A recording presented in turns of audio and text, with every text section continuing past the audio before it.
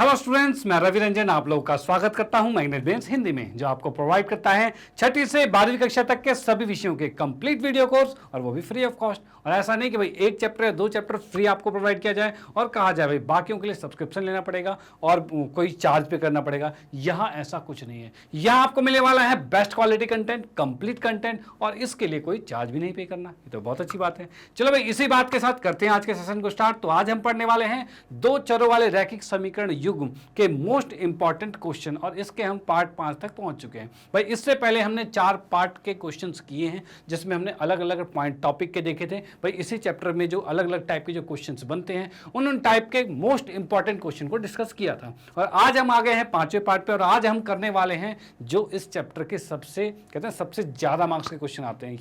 यानी कहा जाए कि भाई कुछ बोर्ड्स में 4 मार्क्स के हाईएस्ट मार्क्स हैं, तो ये क्वेश्चन 4 मार्क्स में बनेगा। और कुछ बोर्ड्स में 6 मार्क्स के होते हैं हाईएस्ट क्वेश्चन, तो उसमें 6 मार्क्स के भी यही क्वेश्चन बनने वाले हैं। तो याद रखना, आज का सेशन बहुत इंपॉर्टेंट होने वाला है, क्योंकि ये सबसे ज़्यादा मार्क्स वाले क्वेश्चन हम आज पढ़ने वाले हैं। तो देखते हैं भाई क्वेश्चन किस किस टाइप के और कैसे हैं, और इसको हम स्टडी करते हैं। चलो भाई, यहां पर हम देख पा रहे हैं भाई, सबसे पहले आते हैं क्वेश्चन नंबर 27 पे। 27वां, जिससे पहले 26 क्वेश्चन हम कर चुके हैं और 27वें क्वेश्चन पर आ गए हैं। तो 27वें क्वेश्चन में यहां पर मैं बताता हूं, भाई देखते हैं भाई क्या क्या चीजें।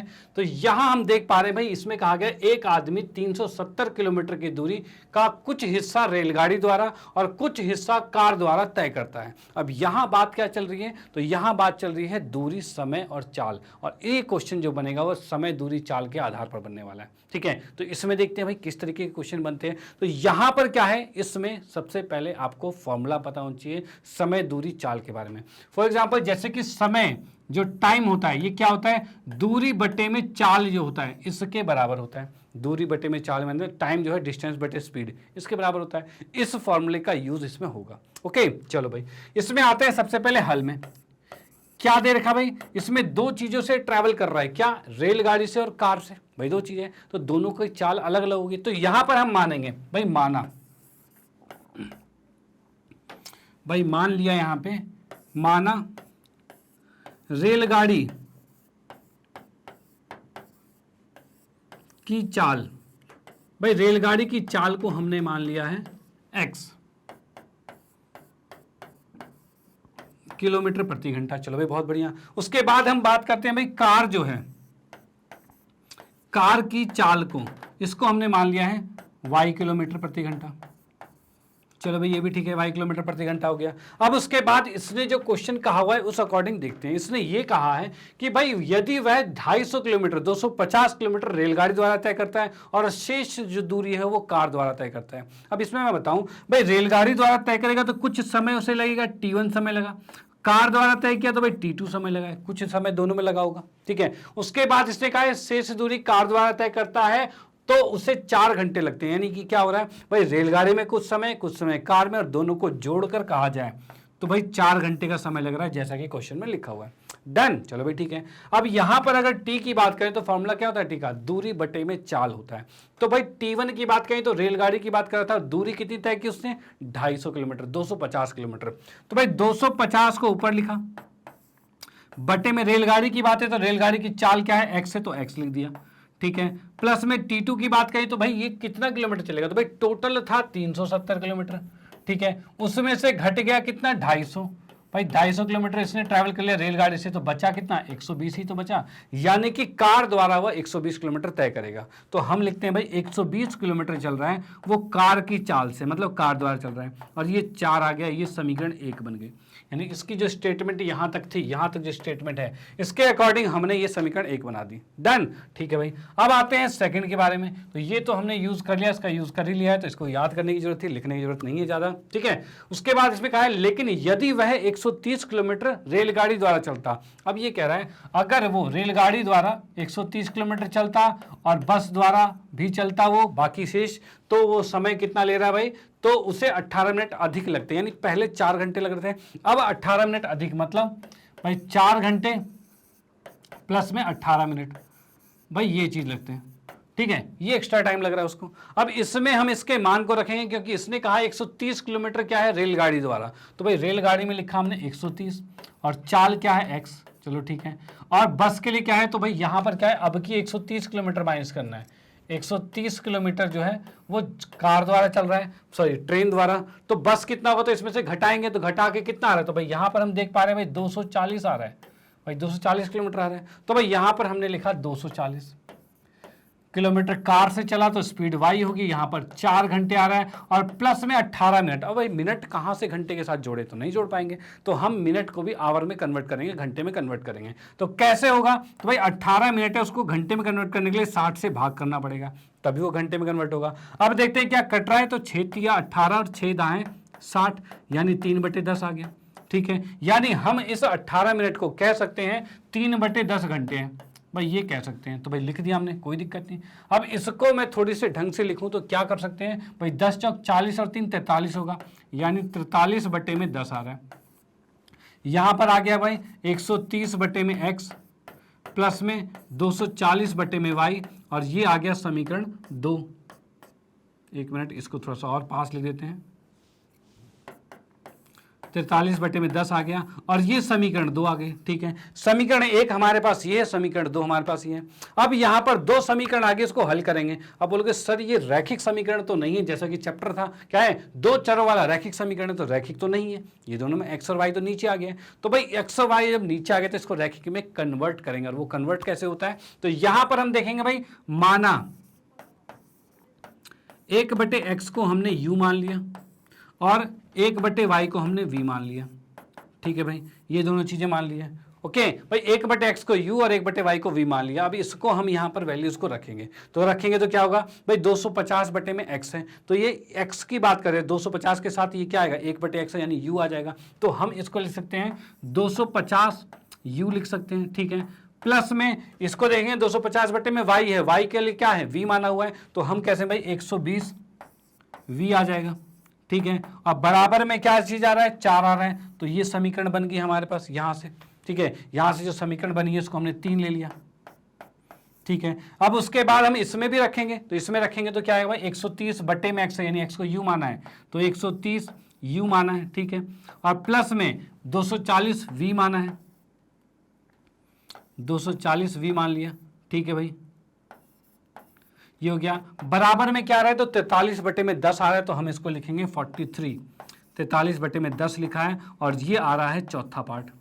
चलो भाई ठीक है, चौथा पार्ट आ चुका है, डन। अब क्या करना है, तो अब मैं इसमें आपको बताऊं, तो यहां पर क्या आपको दिख रहा है, यहां पे आपको दिख रहा है कुछ कटता हुआ, क्योंकि हमें अगर दोनों समीकरण को सॉल्व करना है तो u या v दोनों में से कोई एक चीज बराबर होनी चाहिए। क्या कुछ बराबर हो पा रहा है, तो भाई ये तो नहीं हो पाएगा, लेकिन 12 दूनी 24, यानी इसको 2 से गुना करने पे हो रहा है, यानी इस तीसरे समीकरण को 2 से गुना कर दें तब ये दोनों समीकरण का हल किया जा सकता है। तो हम क्या करते हैं, अलग से स्लाइड लेते हैं, मतलब अगले नेक्स्ट पेज पे देखते हैं भाई क्या होगा। तो यहाँ पर मैंने लिखा भाई 250, देखो क्या करना है, हमें इस समीकरण 3 को 2 से गुना करना है, और 1 को गुना करने की जरूरत नहीं है, उसमें 240 पहले से ही है। तो हम क्या करेंगे भाई, यहाँ लिखेंगे समीकरण, एक मिनट, समीकरण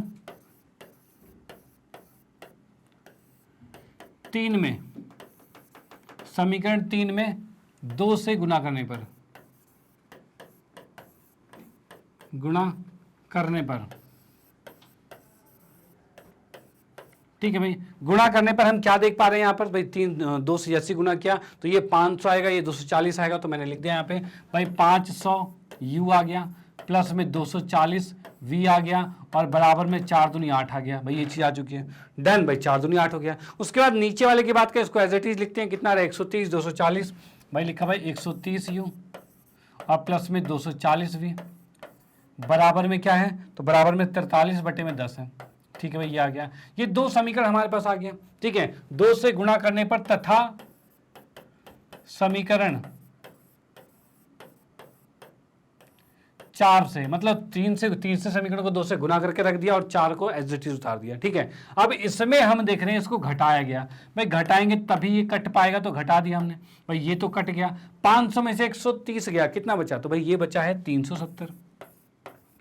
ठीक है, इसके बाद यहां की बात करें, 8 में से घटेगा क्या, 43/10 घटेगा।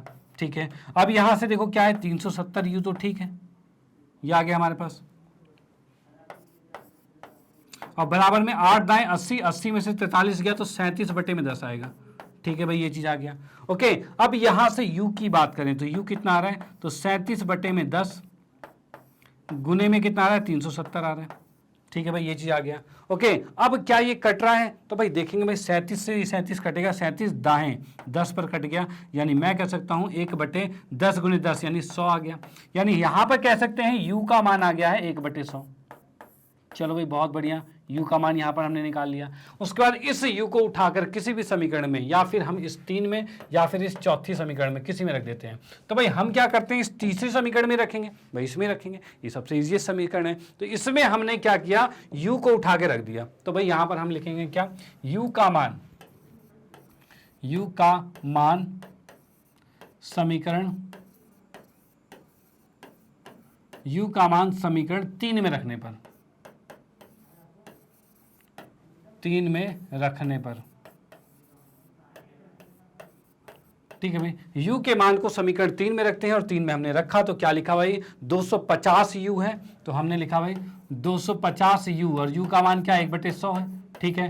प्लस में 120 v है और बराबर में 4 था, ठीक है भाई, ये आ गया। अब हम यहाँ देख सकते हैं 0 से 0 कट गया और 5 को 5 25 और 5 दूनी 10 आ रहा है, यानी 5/2 आ गया, ठीक है। इस 5/2 को उठा के दूसरी तरफ भेज सकते हैं भाई, बिल्कुल भेज सकते हैं। तो यहाँ पर हमने लिखा 120v बराबर में 4 माइनस में 5/2, भाई ये आएगा 5/2 उधर कट गया। ओके, इस 2 को 4 से गुना करेंगे तो 4 दूनी 8 होगा, और 8 में से 5 किया तो कितना बचा भाई, 8 में से 5 किया तो 3 बचा, 3/2 आ गया, और ये 120v आ गया, ठीक है। अब v के बारे में देखा जाए तो ये 3/2 है और गुने में 120 आ गया, ये चीज आ चुका है। अब 3 से जब मैं इसको भाग करता हूं तो कितना कितना आएगा, 3 चौक 20, 3 चौक 12, मतलब 40 आएगा। यानी यहां पर हम कह सकते हैं v का मान कितना आ गया, 1/80 आ चुका है, ठीक है भाई। v का मान 1/80 आ चुका है। ओके, अब हम देखेंगे भाई क्या क्या माना था हमने माना था भाई u को माना था 1/x और v को माना था 1/y। उसी के अनुसार अब हम क्वेश्चन कर रहे हैं आगे, और यहाँ से x और y निकलेगा हमारा। अब इसकी बात करें तो भाई हमने भाई माना हुआ था वही 1/x को u मान रखा था और 1/y को हमने v मान रखा था। चलो भाई ठीक है, यहाँ पर 1/x तो ठीक है, u का मान हमने 1/100 निकाला है, ठीक है। 1/y है और v का मान हमने क्या निकाला भाई, 1/80 निकाला है, भाई यही चीज कर रखा है हमने।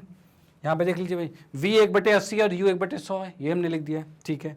यहाँ पर आ गया। अब यहाँ से हम कंपेयर कर सकते हैं x का मान कितना आ रहा है, तो x का मान कितना आ रहा है, तो ये 100 आ गया भाई। इसको पलटोगे तो x का मान 100 ही आएगा, और यहाँ से देखा जाए तो y का मान कितना आ रहा है, 80 आ रहा है, ठीक है भाई। यहाँ हमने x और y को क्या माना था, तो x और y को हमने रेलगाड़ी और कार की चाल मानी थी। क्वेश्चन में क्या निकाला था, रेलगाड़ी तथा कार की चाल ज्ञात करनी थी। तो अब हम यहाँ पे लिख सकते हैं, तब रेलगाड़ी की चाल 100 किलोमीटर प्रति घंटा है तथा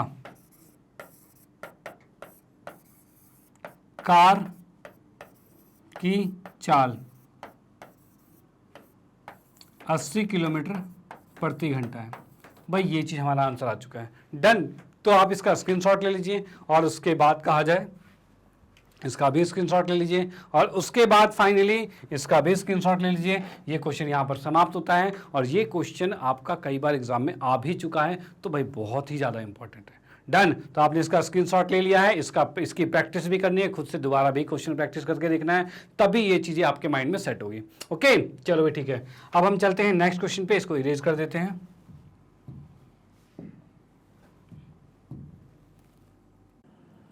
ओके, तो आते हैं नेक्स्ट क्वेश्चन पे। तो अगला क्वेश्चन हमारा प्रश्न नंबर 28 है, और 28 की बात करते हैं। तो यहाँ क्या कह रहा है, तो यहाँ कह रहा है भाई एक नाविक है, वो धारा प्रवाह की दिशा में, मतलब क्या कहना चाह रहा है, एक नाविक नाव चला रहा है, वो धारा की दिशा में चला रहा है। अब धारा की दिशा मतलब डाउनस्ट्रीम, इंग्लिश में डाउनस्ट्रीम होगा, धारा की दिशा में चल रहे हैं। इसका मतलब क्या होता है, तो इसके मतलब को मैं समझाऊं तो मान लो एक हमारे पास नदी है, ये नदी है, उसके अंदर पानी फ्लो कर रहा है, भाई पानी बहता रहता है नदी में, ठीक है भाई, पानी बह रहा है। इसके अंदर कहा जाए पानी की दिशा अगर ये है, मान लो ये पानी की दिशा है, मतलब पानी इधर से इधर की तरफ जा रहा है, और अगर नाव की दिशा भी उसी डायरेक्शन में रहे, जैसे कि मैंने एक नाव बनाया यहाँ पे, ये नाव होगी हमारी, और ये भी इसी डायरेक्शन में जा रहा है, नाव भी इसी डायरेक्शन में है और पानी भी इसी डायरेक्शन में, इसका मतलब नाव डाउनस्ट्रीम जा रहा है, यानी कि धारा की दिशा में चल रहा है, ठीक है भाई, ये चीज हो रहा है, इसे डाउनस्ट्रीम कहा जाता है। अब ये क्या कह रहा है कि भाई एक नाविक है जो धारा की दिशा में डाउनस्ट्रीम यानी 8 किलोमीटर दूरी तय कर रहा है, और उसको इतना तय करने में 40 मिनट लगता है भाई, ठीक है। ये क्या कर रहा है, 8 किलोमीटर की यात्रा 40 मिनट में पूरी कर लेता है, ठीक है भाई। तो हम इसको लिखते हैं। अब इसको कैसे लिखेंगे, तो सबसे पहले इसमें कुछ चीज़ें मानने वाली होती है भाई। क्या माना हमने भाई, यहाँ हमने मान लिया भाई, माना धारा की चाल, धारा की चाल भाई, हमने धारा की चाल को मान लिया भाई x किलोमीटर प्रति घंटा। भाई यहाँ पर आप समझ लो कि ये पानी है, पानी का भी फ्लो होगा, पानी भी चल रही होगी और पानी की कुछ चाल होगा पानी का, तो पानी की चाल को हमने x किलोमीटर पर आवर ले लिया, ठीक है। चलो भाई बहुत बढ़िया। उसके बाद हम देखते हैं भाई नाव जो है, जो नाविक नाव चला रहे हैं, तो भाई यहाँ पर मैंने कहा भाई नाव की चाल जो है, नाव की चाल इसे कहा जाए तो ये है हमारा y किलोमीटर प्रति घंटा। भाई ये नाव की चाल हो गई, ओके। चलो भाई बहुत बढ़िया। अब इसमें क्वेश्चन में क्या कहा गया है कि भाई ये जो नाव है वो धारा की दिशा में चल रहा है। अब एक चीज बताइए, अगर नाव धारा की दिशा में चलेगा तो क्या होगा, तो नाव जो जा रहा होगा उसको पानी भी धक्का देगा, भाई पानी से धक्का देगा। भाई नाव इस साइड जा रहा है, पानी भी इसको धक्का दिए जा रहा है, यानी दोनों की स्पीड जुड़ जाएगी भाई, जुड़ जाएगी, बिल्कुल जुड़ जाएगी। यानी अगर कहा जाए नाव अगर डाउनस्ट्रीम चल रही है, धारा की दिशा में चल रही है, तो उस कंडीशन में दोनों की चाल जो है वो जुड़ जाएगी भाई, दोनों की चाल जुड़ गई। अब ये कहना चाह रहा है जब ये धारा की दिशा में जा रहा था तब 8 किलोमीटर की यात्रा 40 मिनट में पूरी कर लेता है, ठीक है। और क्या होती है भाई, हमें पता है स्पीड, स्पीड क्या होता है, डिस्टेंस बटे में टाइम होता है, यानी चाल जो होती है दूरी बटे में समय होती है भाई, यही होता है, ठीक है। अब ये दोनों चाल है और दूरी कितनी तय की जा रही है, तो दूरी तय की जा रही है 8 किलोमीटर, ठीक है। और समय कितना है, तो समय की बात करें तो 40 मिनट है, तो समय को हमने 40 मिनट कर दिया, ठीक है। लेकिन हर चीज घंटे में चल रही है तो इसको भी घंटे में कन्वर्ट करना पड़ेगा। अब 40 को मिनट को आवर में कन्वर्ट करने के लिए क्या करेंगे, तो यहाँ देखिए अगर 40 मिनट है इसको घंटे में कन्वर्ट करने के लिए 60 से भाग करना पड़ेगा, डन। तो इसमें भी नीचे 60 से भाग करेंगे, तो जो नीचे 60 से भाग करेंगे ये चीज ऊपर जाएगी, मतलब मैं इसी को यहाँ पर नीचे 60 ना लिख के ऊपर 60 लिख दूंगा, और ये जो आ गया ये आपका आवर में आ गया, घंटे में आ गया है, ठीक है। अब मैंने यहाँ 60 लिख दिया, 6 नहीं 60 लिख दिया। अब ये 0 से 0 कटा, 4 दूनी 8 हो गया और 6 दूनी 12, यानी हम यहाँ देख पा रहे हैं एक समीकरण हमारे पास आ गई है y प्लस एक्स बराबर में 12। भाई ये पहली समीकरण आ चुकी है, डन। और ये कैसे आई वो मैंने बता दिया, ओके। तो ये फॉर्मूला बिल्कुल ध्यान रखना, स्पीड बराबर डिस्टेंस बटे में टाइम, मतलब चाल जो है वो दूरी बटे समय के बराबर होता है, ओके। चलो भाई अब उसके बाद नेक्स्ट क्या कहा जा रहा है, तो नेक्स्ट कहा जा रहा है भाई किंतु उसे वापस लौटने में। अब एक चीज देखिए, नाव इधर जा रही है भाई, इधर से यहाँ पहुंच गई नाव, ठीक है भाई, यहाँ नाव पहुंच गई है, ओके। अब यहाँ से वापिस आएगी, तो वापिस आते टाइम क्या होगा, क्या नदी की धारा उल्टी हो जाएगी, नहीं, धारा तो नदी की वही रहेगी। यानी अब जो है ये नाव जब इधर से आएगी तो धारा नाव को धक्का देगा वापस, भाई उल्टा धक्का देगा, यानी नाव ऐसे चल रही है, धारा वापस आ रही है, ठीक है। अब वापस धारा आने का मतलब क्या हो रहा है कि भाई नाव की स्पीड को कम कर देगा, भाई नाव की चाल को कम कर देगा। अब नाव की चाल को कम करने का मतलब क्या है, भाई नाव की चाल थी पहले y, अब उसमें से धारा की चाल घट जाएगी, भाई यही होगा चाल। भाई दोनों का जो दोनों के मिलने के बाद जो चाल होगा वो y माइनस एक्स होगा, क्योंकि y को अपोजिट साइड में धक्का दे रहा है x मतलब धारा की चाल धक्का दे रही है, तो वो घट जाएगा, डन। चलो भाई ठीक है। अब ये कहना चाहता है वापस लौटने में 1 घंटा लग जाता है, यानी सेम वापस अगर 8 किलोमीटर दूर गया है तो वापस भी तो 8 ही किलोमीटर आना पड़ेगा उसे, इतना तो हमें कॉमन सेंस लगाना पड़ेगा। भाई 8 किलोमीटर दूर गया है तो वापस भी 8 ही किलोमीटर आएगा, यानी अब फिर से दूरी 8 है और समय कितना लग रहा है, 1 घंटा, भाई ये लग रहा है। भाई समय क्या 1 घंटा, जैसे कि इसने कहा है भाई कि भाई 1 घंटा लगा है, 1 घंटे में लगता है, ओके। तो वो हमने 1 लिख दिया। अब यहाँ से हम देख पा रहे हैं समीकरण हमारे पास आ गई है y माइनस एक्स बराबर में 8, ये दूसरी समीकरण आ गई है। चलो भाई ये चीज आ गया। अब इसके बाद इन दोनों समीकरण को हल करते हैं, मतलब समीकरण 1 और 2 को लेके चलते हैं। तो यहाँ पर मैं देखता हूँ भाई क्या आ रहा है, हाँ जी। तो यहाँ मैंने लिख दिया भाई समीकरण 1 तथा 2 से, समीकरण 1 तथा 2 से, भाई समीकरण में हमने कर दिया भाई 1 और 2 दोनों को साथ में लिख दिया। तो क्या हो गया भाई, पहली समीकरण थी x प्लस वाई बराबर में 12 और दूसरी समीकरण थी x माइनस वाई बराबर में 8। भाई ये चीजें, भाई यही तो समीकरण है, x प्लस वाई बराबर में 12 और अच्छा y प्लस एक्स और y माइनस एक्स बराबर में 8 है। तो इसको भी हम लिख देंगे, उल्टा ही लिखेंगे भाई, ये हमने उल्टा लिख दिया है। ये हमारे पास आ रहा है भाई y प्लस में x है और y माइनस में x है और ये बराबर में 8 है, ठीक है भाई। अब इन दोनों समीकरण को जब हल करेंगे तो हम क्या करते हैं, दोनों समीकरण को जोड़ देते हैं। अब जोड़ोगे तो y और y क्या आएगा भाई, 2y आएगा, ठीक है।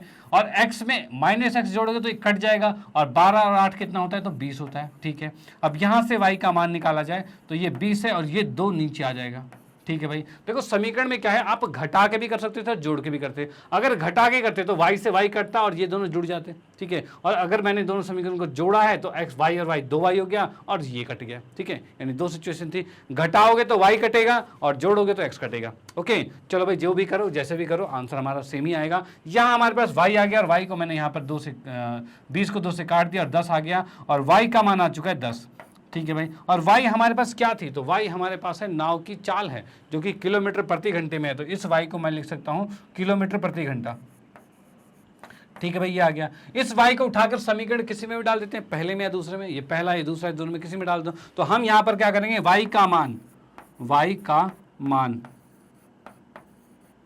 समीकरण y का मान समीकरण एक तथा समीकरण एक में रखने पर, ठीक है भाई। y के मान को समीकरण एक में रखा गया तो y का मान 10 है, उसको उठा के यहां पे रख दिया तो हमने लिखा 10 प्लस x बराबर में 12 आ रहा है, ठीक है भाई। इस 10 को उठा के दूसरी तरफ भेज देंगे तो क्या हो जाएगा हमारे पास, तो हम इसमें कह सकते हैं भाई x का x आ गया बराबर में 10 है और 12 है माइनस में 10 है भाई। ये 12 को रखा, इस 10 को उठा के दूसरी तरफ भेज दिया और हम देख पा रहे हैं यहाँ पर x का मान 2 आ गया। चलो भाई x का मान 2 आ चुका है, x का मान 2 आ गया, y का मान 10 आ गया और यहाँ पर x और y क्या थी, तो भाई x को माना था हमने धारा की चाल, तो हम कह सकते हैं क्या भाई, फाइनली आंसर में लिखेंगे हम धारा की चाल। भाई दो आंसर आया धारा की चाल x का, तो मतलब 2 किलोमीटर प्रति घंटा आएगा, ठीक है भाई। और उसके बाद हमारे पास है भाई नाव की चाल, नाव की चाल ये कितना आ रहा है, तो ये हमारे पास है भाई नाव की चाल 10 किलोमीटर प्रति घंटा, भाई 10 लिख दिया हमने, 10 किलोमीटर प्रति घंटा आ गया, ठीक है। डन भाई, ये आंसर आ चुका है। इसको अगर आप चेक करना चाहो भाई, क्वेश्चन को चेक किया जाए भाई कैसे, क्या हमारा आंसर सही है कि गलत है, तो इसको किसी भी एक सिचुएशन में रख दो। सिचुएशन में कैसे रखेंगे, जैसे कि यहाँ पर लिखा हुआ है क्या कि भाई यहाँ पर है हमारे पास, जैसे कि है y प्लस एक्स की बात करें, यानी कि कहा जाए भाई दोनों की गति को जोड़ा गया है, ठीक है, तो वो 12 आ रहा है। तो क्या 12 आ रहा है, तो भाई 10 और 2 को जोड़ा तो 12 आ रहा है, बिल्कुल ठीक है। उसके बाद यहाँ की बात करें भाई, यहाँ पर दोनों समीकरण में y माइनस एक्स, मतलब दोनों में घटाया जाए, बड़े में से कम को घटाया जाए, तो क्या 8 आ रहा है, तो भाई 10 में से 2 घटाएंगे तो 8 ही आ रहा है, यानी बिल्कुल सही चल रही है, कोई दिक्कत वाली बात नहीं है। तो यहाँ पर आप इसका स्क्रीनशॉट ले लीजिए, ये भी एक आपका इंपॉर्टेंट क्वेश्चन है, ठीक है, और इसका भी स्क्रीनशॉट ले लीजिए। ओके, तो ये मैं दोबारा बता रहा हूँ कि ये अभी आपका इंपॉर्टेंट क्वेश्चन है, इसको भी प्रैक्टिस करना अनिवार्य है। और इसी से रिलेटेड और भी एक और बढ़िया वाला क्वेश्चन आएगा, देखते हैं नेक्स्ट वाला क्वेश्चन, इसी से रिलेट करके ही वो चीज़ क्वेश्चन आने वाला है। ओके, चलो भाई, इसका आपने स्क्रीनशॉट तो ले लिया होगा, हम आते हैं नेक्स्ट क्वेश्चन पे। हाँ जी, अगले क्वेश्चन की बात करें तो यहाँ पर हमारे क्या है भाई, वही क्वेश्चन सेम, मतलब सेम नहीं है, मतलब उसका एडवांस वर्जन है 2.0। अब वो देखिए क्या है, अब ये कह रहा है भाई एक नाव धारा प्रवाह की दिशा में, मतलब धारा प्रवाह की दिशा में यानी धारा की दिशा में चल रहा है, ठीक है, डाउन स्ट्रीम 36 किलोमीटर तथा प्रवाह की दिशा में मतलब कि अपोजिट साइड, धारा के अपोजिट साइड में चल रहा है, यानी अपस्ट्रीम चल रहा है, 32 किलोमीटर दूरी तय करने में उसे 7 घंटे लगते हैं। भाई ये दो सिचुएशन एक साथ जोड़ा गया है, ठीक है। उसके बाद नेक्स्ट कंडीशन, यही नाव यदि 48 किलोमीटर धारा प्रवाह की दिशा में मतलब डाउन स्ट्रीम और 40 किलोमीटर प्रवाह के विपरीत दिशा में यानी अपस्ट्रीम जाने में उसे 9 घंटे लगते हैं, ठीक है। अब नाव की स्थिर पानी में, स्टिल वाटर में उसकी नाव की चाल मतलब स्पीड ज्ञात करना है, और साथ ही धारा का प्रवाह मतलब धारा की प्रवाह वो भी हमें ज्ञात करनी है, दोनों चीज़ हमें ज्ञात करनी है, ठीक है। चलो भाई ज्ञात करते हैं। उसके लिए सबसे पहले हम यहाँ पे मानेंगे, पहले हल में आया और इसमें हमने पहले माना धारा की चाल, धारा की चाल भाई मान लिया हमने धारा की चाल जो है वो है हमारे पास x किलोमीटर प्रति घंटा, भाई ये धारा की चाल हो गई। चलो बहुत बढ़िया। उसके बाद अब आते हैं किसमें भाई, धारा के बाद आएगा हमारे पास नाव की चाल, नाव की चाल की बात करते हैं तो ये हमारे पास है भाई y किलोमीटर प्रति घंटा, भाई ये दो चीजें हमने ले ली, ठीक है, ये दो चीजें हमने मान ली है। ओके, अब यहाँ पर बात क्या हो रही है, तो बात ये हो रही है 36 किलोमीटर अपस्ट्रीम मतलब कि डाउन स्ट्रीम धारा की दिशा में और 32 किलोमीटर धारा के विपरीत दिशा में चल रहा है, ठीक है। अब यहाँ पर देखो धारा की दिशा में 36 जा रहा है यानी कुछ समय उसे लगेगा, ठीक है, धारा के विपरीत दिशा में जाएगा तब भी कुछ समय लगेगा ऐसे, ठीक है। तो मैं यहाँ पर एक चीज और लिख देता हूँ, ये क्या है, धारा की चाल, इसमें साथ में और चीज़ ऐड कर देते हैं। क्या ऐड करते हैं भाई, धारा की चाल चल रही है स्थिर जल में। स्थिर जल कहाँ पे लिखा हुआ है भाई, स्थिर जल और इसमें लिखा हुआ नहीं, हम यहाँ पे लिख देते हैं क्योंकि हमें निकालना है स्थिर जल में ही निकालना है। जैसे कि स्थिर पानी ये लिखा हुआ है तो स्थिर में निकालना है, तो स्थिर भी यहाँ पे लिख देते हैं। धारा की चाल स्थिर, इसको पूरा ही स्टेटमेंट हम चेंज कर देते हैं, थोड़ा सा चेंज करेंगे, कोई दिक्कत वाली बात नहीं है। इसको मैं लिख देता हूं स्थिर जल में, ये कितना हो गया x किलोमीटर प्रति घंटा, ठीक है। और ये भी स्थिर जल में है। अच्छा, धारा क्या स्थिर जल में होगी? धारा स्थिर जल में नहीं होगी, धारा तो जैसी है वैसी रहेगी।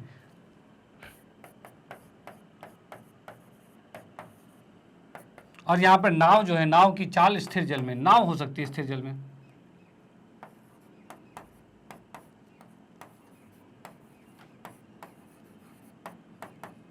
जो y किलोमीटर प्रति घंटा है, ठीक है। यहां पर हमने थोड़ी सी स्टेटमेंट चेंज की क्योंकि हमें पता है कि ये जो नाव है, नाव को हम स्थिर जल में देख रहे हैं कि अब जब पानी रुका हुआ है तब उसकी स्पीड ये होगी, क्योंकि पानी जब चलेगा तब तो नाव की स्पीड जो है वो चाल जो है बदल जाएगी, ठीक है भाई, बदल जाएगी। लेकिन हम यहाँ पर देख रहे हैं स्थिर जल की बात कर रहे हैं, ओके। अब यहाँ पर दो सिचुएशन है, क्या भाई? धारा की दिशा में, भाई यहाँ पर लिखेंगे धारा की दिशा में, भाई ये है दिशा में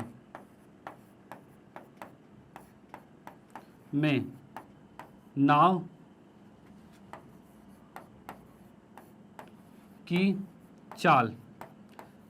भाई यहां पर एक चीज देख लो, धारा की दिशा में का मतलब क्या है? मतलब जिस दिशा में धारा जा रही है। जैसे कि मैं यहां पर लिखता हूं, ये हमारे पास क्या है? एक नदी है, ठीक है। इसमें हमने देखा भाई इस दिशा में पानी जा रहा है और हमारे पास एक नाव है, हमारे पास एक नाव है और ये भी क्या है? ये भी इसी डायरेक्शन में जा रहा है, दोनों सेम डायरेक्शन में चलाए जाए, ठीक है। तो भाई पानी नाव को धक्का देगी और नाव की स्पीड बढ़ा देगी। और कितनी बढ़ाएगी? भाई जितना पानी में कैपेसिटी होगा उतना बढ़ाएगा वो, ठीक है। और कितनी कैपेसिटी है? भाई जो पानी की चाल है वही होगी कैपेसिटी, यानी दोनों की चाल जुड़ जाती है आपस में। और वही चीज यहाँ पे है, धारा की दिशा में अगर नाव चलता है तो दोनों की चाल जुड़ेगी, यानी कि नाव की चाल y थी और इसमें धारा की चाल जुड़ जाएगी, भाई ये हो जाएगा, ठीक है। और वही हम कहते हैं धारा के विपरीत दिशा में, धारा के विपरीत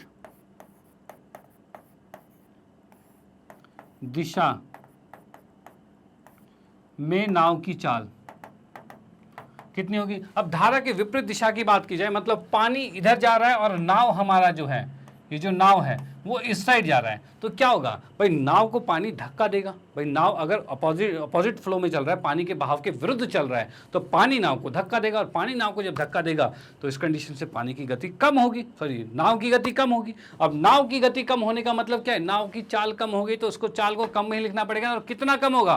भाई उतना ही कम होगा जितनी पानी की कैपेसिटी होगी, ठीक है। यानी पानी की जितनी स्पीड होगी उतना ही तो कम कर पाएगा। तो हमने देखा नाव अगर y से चल रहा था तो फिर उसमें x घटेगा, क्योंकि x पानी की गति थी, ठीक है। और पानी नाव को धक्का देकर रोक रही है तो हमने इसको माइनस कर दिया, डन। चलो भाई ठीक है, इसको मैं इरेज करता हूँ यहाँ पे। नहीं तो आते हैं नेक्स्ट पेज पे, नेक्स्ट पेज पे देख लेते हैं। नेक्स्ट पेज की बात बताऊं तो यहाँ पर जैसे क्वेश्चन में कहा था भाई 36 किलोमीटर तो धारा की दिशा में चल रहा था और 32 किलोमीटर धारा के विपरीत दिशा में चल रहा था, और इतना जाने में उसे 7 घंटे लग रहे थे। तो यहाँ पर हमने क्या किया भाई? लिखा भाई प्रश्न के अनुसार, प्रश्न के अनुसार,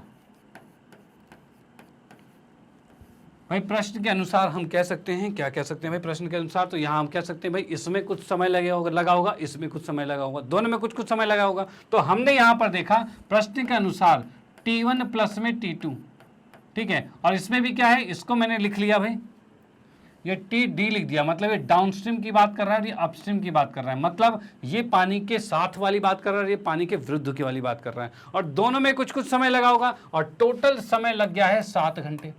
भाई टोटल समय 7 घंटे लगा, यही होगा। और हमें पता है टाइम बराबर क्या होता है?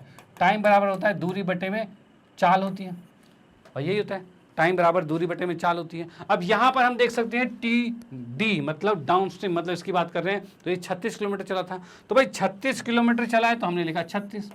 भाई इसमें दूरी कितनी है? 36 है। और इसमें चाल क्या है? तो डाउनस्ट्रीम की बात करें मतलब धारा की दिशा में, तो चाल कितना है भाई? y प्लस में x है, यही चाल है। तो यहाँ पर हमने लिखा y प्लस x, ठीक है भाई, y प्लस x आ गया। प्लस में इसकी बात करें तो ये क्या है, अपस्ट्रीम की बात कर रहे हैं, मतलब कि अपस्ट्रीम यानी विपरीत दिशा की बात कर रहे हैं। और इसमें बात करें तो 32 किलोमीटर चल रहा है, तो इसमें हम लिखेंगे क्या भाई, ये 32 आएगा। और इसके बटे में आएगा y प्लस में x है, तो इसमें अपोजिट साइड में चल रहा है तो y माइनस में x आएगा। डन, तो हमने यहाँ पर y माइनस एक्स लिखा, ये आ गया, और इसके बराबर में 7 आ गया। ठीक है, और ये हमारी समीकरण 1 बन गई है। चलो भाई बहुत बढ़िया, एक समीकरण बन गई है। उसके बाद हम बात करें भाई और क्या कह रखा है, और उसने कह रखा है भाई नाव की दिशा में 48 किलोमीटर। अगर ये 48 किलोमीटर जाता है और 40 किलोमीटर विपरीत दिशा में जाता है तो 9 घंटे लगेंगे। यानी अगेन दोबारा की बात करूं मैं, TD प्लस में TU, ये मिलके 9 घंटे लग रहे थे। और इसमें यहाँ पर दे रहा था भाई 48 घंटे थे, तो यहाँ पर देखा हमने भाई 48 घंटे नाव कहाँ जा रही है, पानी की दिशा में जा रही है, तो यानी हमने लिखा y प्लस एक्स। ठीक है, और नाव जब पानी के विरुद्ध जा रही है तो वो 40 किलोमीटर गई थी, और 40 किलोमीटर भाई कहाँ गया, 40 किलोमीटर प्रवाह के विपरीत दिशा में जा रहा है। तो विपरीत दिशा का मतलब विपरीत दिशा में हमारे पास आएगा चाल y माइनस एक्स आएगी, तो हमने लिखा y माइनस एक्स, और ये बराबर में 9 आ गया। और ये है दूसरी समीकरण। भाई ये पहली समीकरण होगी, ये दूसरी समीकरण होगी, 2 समीकरण हमारे सामने आ चुका है। चलो भाई ठीक है, उसके बाद हम देखते हैं भाई नेक्स्ट में क्या है। तो नेक्स्ट की बात करें तो यहाँ पर क्या है, इसमें कुछ चीज मानेंगे, क्यों, क्योंकि 2 समीकरण जो हमारे पास आई है, क्या ये रैखिक समीकरण है, तो भाई रैखिक तो नहीं है, क्योंकि यहाँ पर x और y तो नीचे आ गया। ठीक है, और नीचे आ गया तो रैखिक कैसे होगा, रैखिक तो हो नहीं सकता। ठीक है, तो भाई क्या करा जाए, भाई रैखिक नहीं है तो हम क्या करते हैं भाई, इसमें कुछ चीजें मानते हैं, यानी कि इसको हम रैखिक में कन्वर्ट करेंगे। और कैसे कन्वर्ट करेंगे, तो हम यहाँ देख पा रहे हैं भाई, यहाँ पे नीचे y प्लस एक्स है, यहाँ नीचे y प्लस एक्स है, तो हम यहाँ क्या करेंगे भाई, माना 1/y प्लस एक्स, इसको हमने मान लिया भाई u, और 1/में y माइनस एक्स, जो ये वाला है y माइनस एक्स, इसको मान लिया v। भाई ये v चीज आ चुका है। ठीक है, अब हमने इसको u और v मान लिया, और इसको u और v को हम यहाँ रखते हैं। ठीक है, यहाँ रखेंगे तो क्या होगा भाई, कैसे रखेंगे, तो यहाँ हमने देखा भाई u तथा v को समीकरण 1 तथा 2 में रखने पर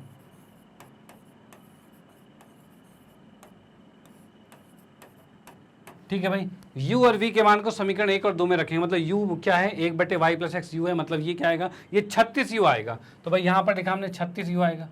ठीक है, इसकी बात करें तो 32 में y माइनस एक्स है, और ये y माइनस एक्स v है, तो यानी 32v आएगा, तो हमने यहाँ पर लिखा भाई 32v आएगा।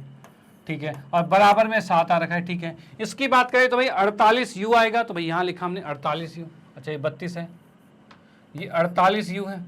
ठीक है, प्लस में इसकी बात करें तो ये 40 में y माइनस एक्स है, मतलब ये v आएगा, तो मैं लिख सकता हूँ 40v आएगा। ठीक है भाई, और बराबर में 9 आ गया।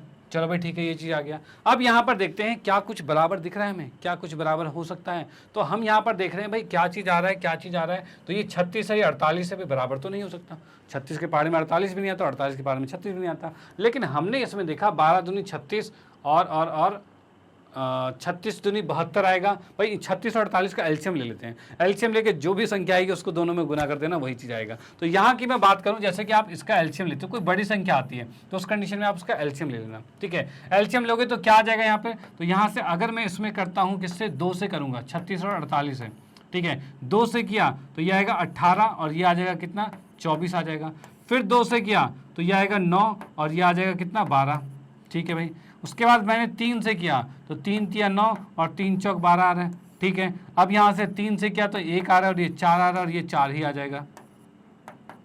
ठीक है, अब यहाँ पर देख सकते हैं 2 दूनी 4, 2 तिया 12, 12 दूनी 24 बातें 36, 36 दूनी 72, 72 दूनी 144 आ रहा है। ठीक है भाई, 144 तक पहुंचना है। 144 कैसे पहुंचेगा, तो 36 के 11, 12, 2 दूनी 4 तिया 12 दूनी 24 बातें 36, और 36 चौके, मतलब यहाँ पर हम कह सकते हैं इसको हमें 4 से गुना करना पड़ेगा। ठीक है, इसको अगर 4 से गुना करेंगे तब जाके 144 आएगा, और इसमें क्या है, इसको हमें 3 से गुना करना पड़ेगा तब ये 144 आएगा। भाई ये चीज़ हो सकता है, भाई हमें 144 लाना है क्योंकि इसका एलसीएम 144 है, तो भाई 144 में आ सकता है। देखो अगर आप एलसीएम नहीं लगाओगे ना तो आपको क्या करना पड़ेगा, आपको सीधे 48 से इसको 36 से इसको गुना करना पड़ेगा, जो कि बहुत बड़ा नंबर हो जाएगा। ठीक है, इसलिए अगर आप एलसीएम ले लेते हो तो इसको आपको समझ जाओगे भाई कहाँ पर जाकर ये दोनों संख्या सेम हो रही है, इनका गुणांक सेम हो रहा है। ठीक है, तो भाई 144 पे इनका गुणांक सेम हो रहा है। तो भाई हमने देखा 36 चौके 144 होता है, और भाई 48 दिया भी 144 होता है। ठीक है, तो भाई इस तरह से गुना कर दिया, और इस तरह से जैसे ही गुना किया तो अब हम देख सकते हैं क्या आ रहा है, 4 से गुना करते हैं ये कितना आएगा 144 u, ठीक है भाई, प्लस में 4 से इसको गुना किया, 4 दूनी 8, 4 तिया 12, 128 भी आ गया, बराबर में 7 चौक 28 आ गया, ठीक है। 3 से गुना किया तो ये भी 144 u आ गया, ठीक है। और यहाँ से 3 से गुना किया तो 4 तिया 12, 120 भी आ गया, और 9 तिया 27 मतलब ये आ गया, ठीक है। अब यहाँ पर देख सकते हैं दोनों समीकरण को घटाएंगे तो क्या होगा, यानी हम देख सकते हैं ये मान लो समीकरण 3 थी और ये 4 था, ठीक है। और हमने क्या किया, तीसरे समीकरण में से चौथे समीकरण को घटा दिया, मतलब पहले में से दूसरे को घटाएंगे, और घटाएंगे तो क्या होगा भैया, साइन माइनस का आएगा, माइनस का आएगा और माइनस का आएगा, ये तो सेम है, कट गया, 128 में से 20 गया तो 8v आ रहा है, और यहाँ पर 28 में से 27 गया तो क्या बचा, तो भाई 1 बचा बस, ठीक है। और यहाँ से हम देख सकते हैं v का मान आ रहा है 1/8, चलो भाई ठीक है, v का मान 1/8 आ गया। इस v के मान 1/8 को हम किसी भी समीकरण में रख देंगे जो छोटी समीकरण दिखे। छोटी कौन सी समीकरण दिख रही है, तो भाई यहाँ पर यही 2 समीकरण है, छोटी कोई सी देख लो, तो भाई इसको उठा के हम इसमें रख देते हैं, ठीक है भाई, पहले समीकरण में रख देते हैं v को उठा के। तो भाई हमने रखा भाई क्या, v का मान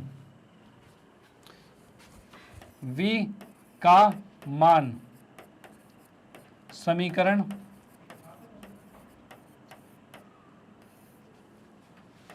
1 में रखने पर,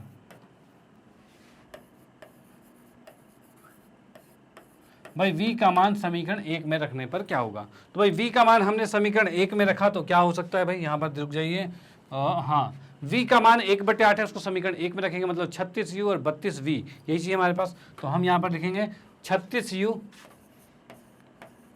प्लस 32v, और v का मान है 1/8 और बराबर में 7 है, ठीक है भाई।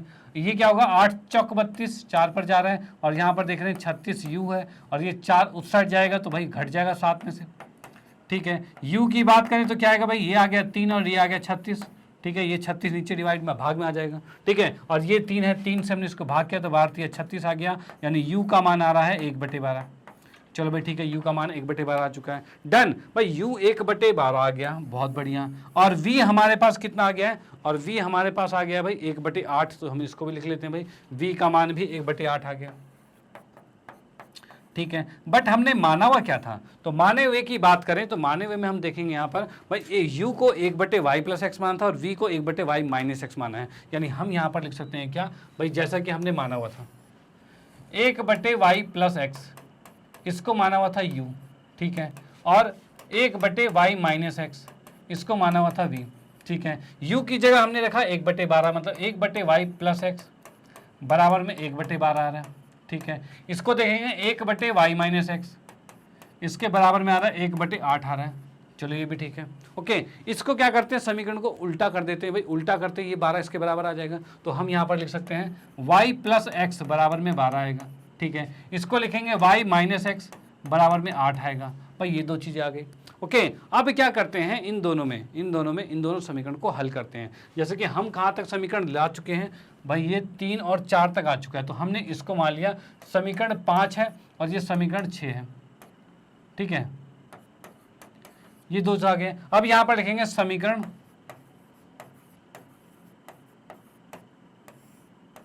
5 तथा 6 में, समीकरण 5 तथा 6 में देखेंगे तो क्या होगा, तो यहां पर हम कह सकते हैं भाई ये आ रहा है हमारे पास y + x बराबर में 12, ठीक है, y - x बराबर में 8, ये चीज हो चुका है, ठीक है। इन दोनों समीकरण को हम देंगे जोड़ देंगे तभी x कट जाएगा, और घटाएंगे तो y कट जाएगा, तो क्या करें भाई, चलो इस पर घटा देते हैं भाई। घटाएंगे तो क्या करेंगे भाई, यहाँ पर ये माइनस का होगा, ये प्लस का होगा, ये माइनस का होगा, इतना चेंज करना पड़ता है घटाने में, और प्लस करने में कोई चेंज करना नहीं पड़ता, कोई बात नहीं। यहाँ पर हमने कर दिया y में से y गया, ये कट गया, और x + x और ये +x मतलब 2x आ गया।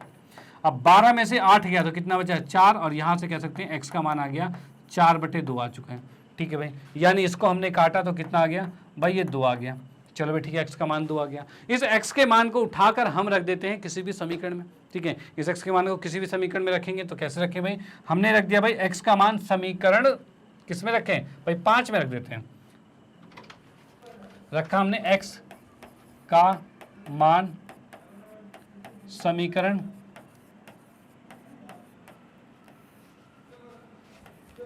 5 में रखने पर,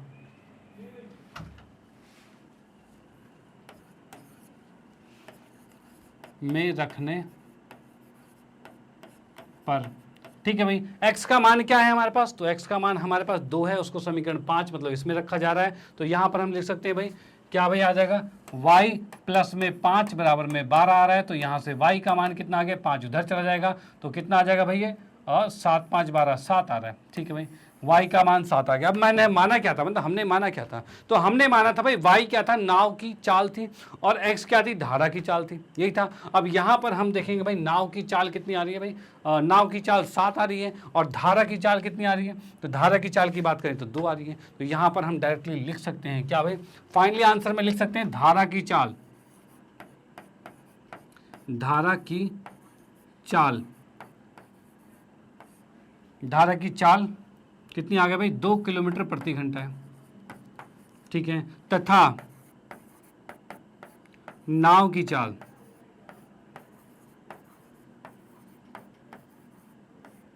7 किलोमीटर प्रति घंटा है। ठीक है भाई, ये दोनों चीज हमारे यहाँ पर निकल चुकी है। और क्या हमें यही याद करना था, बिल्कुल यही याद करना था, नाव की चाल। अच्छा, स्थिर जल में, तो यहाँ पर भी लिखेंगे नाव की चाल स्थिर जल में, स्थिर जल में 7 किलोमीटर प्रति घंटा है। डन, तो ये क्वेश्चन यहाँ पर समाप्त होता है। तो आप इसका स्क्रीनशॉट यहाँ पर ले लीजिए। ठीक है भाई, और उसके बाद ये भी इसका स्क्रीनशॉट ले लीजिए। ठीक है, और उसके बाद ये भी इसका स्क्रीनशॉट ले लीजिए। ठीक है, और फाइनली ये भी इसका स्क्रीनशॉट हो गया। ये थोड़ा सा क्वेश्चन लेंथी था, लेकिन ये क्वेश्चन बहुत ही इंपॉर्टेंट है। ये आपके बोर्ड के एग्जाम में कंफर्म मिल जाता है। ठीक है, और ये क्वेश्चन आएगा तो 6 मार्क्स का आएगा, जिसके बोर्ड में 6 मार्क्स के क्वेश्चन आते हैं, या 4 मार्क्स के पेपर जिसके मैक्सिमम मार्क्स होते हैं उसमें 4 का ही मिलता है। तो भाई मैं बता दूं ये क्वेश्चन बहुत इंपॉर्टेंट है, तो इसकी प्रैक्टिस आप जरूर कर लेना। ओके, चलो मैं इसको इरेज करता हूँ और आते हैं नेक्स्ट क्वेश्चन पे।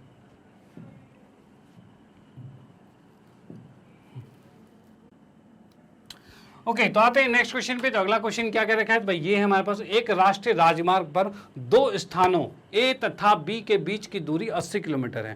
भाई इसने क्या कहा है, एक राज्य मार्ग है। कैसा राजमार्ग, मैंने यहाँ पर बना दिया भाई, ये हो गया हमारे पास, ये ए है और ये है बी। ठीक है, अब इसने ये कहा है ए तथा बी के बीच की दूरी 80 किलोमीटर, तो यहाँ पर लिखा हमने ये आगे 80 किलोमीटर। ठीक है भाई, बहुत अच्छी बात है, 80 किलोमीटर ये हो गया। अब ये कह रहा है 2 कार ए तथा बी एक ही समय पर रवाना होती है। भाई यहाँ पर क्या हो रहा है, एक कार यहाँ पर है। ठीक है, एक कार हमने यहाँ पर बना दी, भाई जैसे मर्जी कार बना लो, वाह। ठीक है, एक कार आपने यहाँ बना ली है। ठीक है भाई, ये कार आपके पास होगी, 2 कार। अब इसने ये कहा है ए तथा बी एक ही समय पर रवाना होती है, मतलब दोनों एक ही टाइम पर चलना शुरू करते हैं। ठीक है भाई, अब इसने ये कहा है यदि ये कारें एक ही दिशा में चले, मतलब क्या है भाई, ये का पहली कार इस डायरेक्शन में चल रही है, दूसरी कार भी इसी डायरेक्शन में चले, तब क्या होगा। तब ये कह रखा है भाई, यदि ये कारें एक ही दिशा में चले तो 8 घंटे बाद वह तथा विपरीत दिशा में चले तो 1 घंटे 20 मिनट में एक दूसरे से मिल जाती है। यानी अगर ये सेम डायरेक्शन में चले तो ये पीछे वाला है जो आगे वाले को कितने घंटे भाई, 8 घंटे में पकड़ लेगा। ठीक है, और अगर ये अपोजिट डायरेक्शन में चले, यानी ये इधर चल रहा है और ये इस साइड चल रहा है, तो ये क्या करेगा भाई, 1 घंटे 20 मिनट में पकड़ लेगा। ठीक है भाई, दोनों अपोजिट चलेंगे तो 1 घंटे 20 मिनट में, और अगर सेम डायरेक्शन में चलेंगे तो उस कंडीशन में ये पकड़ेंगे भाई 8 घंटे में। ठीक है भाई, अब ये कहना चाहता है तो दोनों कारों की चाल ज्ञात करनी है, दोनों कारों की चाल ज्ञात करनी है। अब भाई ये कैसे होगा, तो भाई इसको करने से पहले हम क्या करते हैं, कुछ चीजें मान लेते हैं। भाई पहले देखा भाई, माना क्या भाई, कार ए की चाल, भाई ए कार जो है उसकी चाल की बात करते हैं, तो इसको हमने मान लिया भाई x किलोमीटर प्रति घंटा। चलो भाई ठीक है, उसके बाद हम बात करते हैं कार बी की चाल जो है, इसको मान लिया हमने y किलोमीटर प्रति घंटा। चलो भाई ठीक है, ये चीज़ आ गया। अब देखो इस क्वेश्चन को समझने के लिए थोड़ा सा ध्यान देना पड़ेगा। अब ध्यान क्या देना पड़ेगा, तो यहाँ देखिए, देखो क्या चीज़ है, अगर दोनों के दोनों एक ही डायरेक्शन में चलते हैं, यानी एक कार जा रही है दूसरी कार जा रही है, दोनों सेम डायरेक्शन में जा रहे हैं। ठीक है, अब अगर दोनों सेम डायरेक्शन में जा रहे हैं तब उनकी स्पीड क्या रहेगी, आपस में कंपेरिजन में क्या रहेगी। तो कंपेरिजन में आपने देखा होगा, जैसे कि मान लो आप बाइक पे जा रहे हो, ठीक है, साइड में दूसरी कार जा रही है।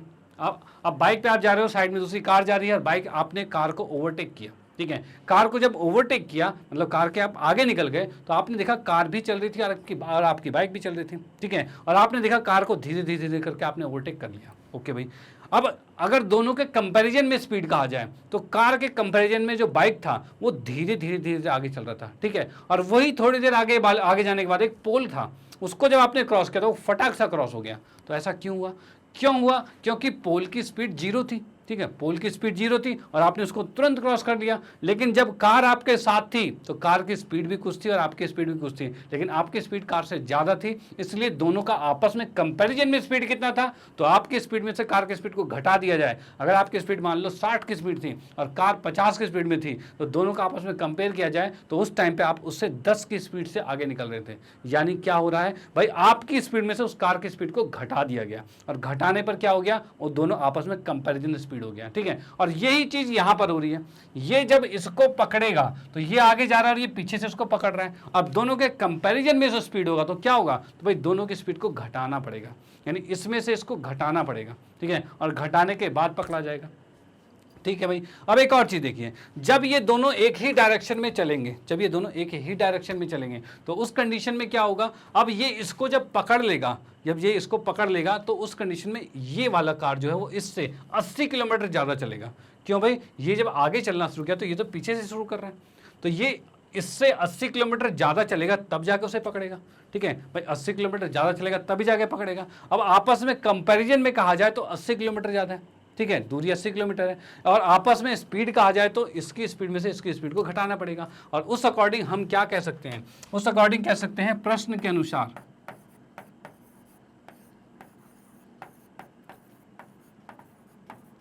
अनुसार, ठीक है, जब पहली कंडीशन है ए कार बी कार दोनों सेम दिशा में चल रहे हैं, यानी कि हमने लिखा ए कार ए तथा बी एक ही दिशा में है,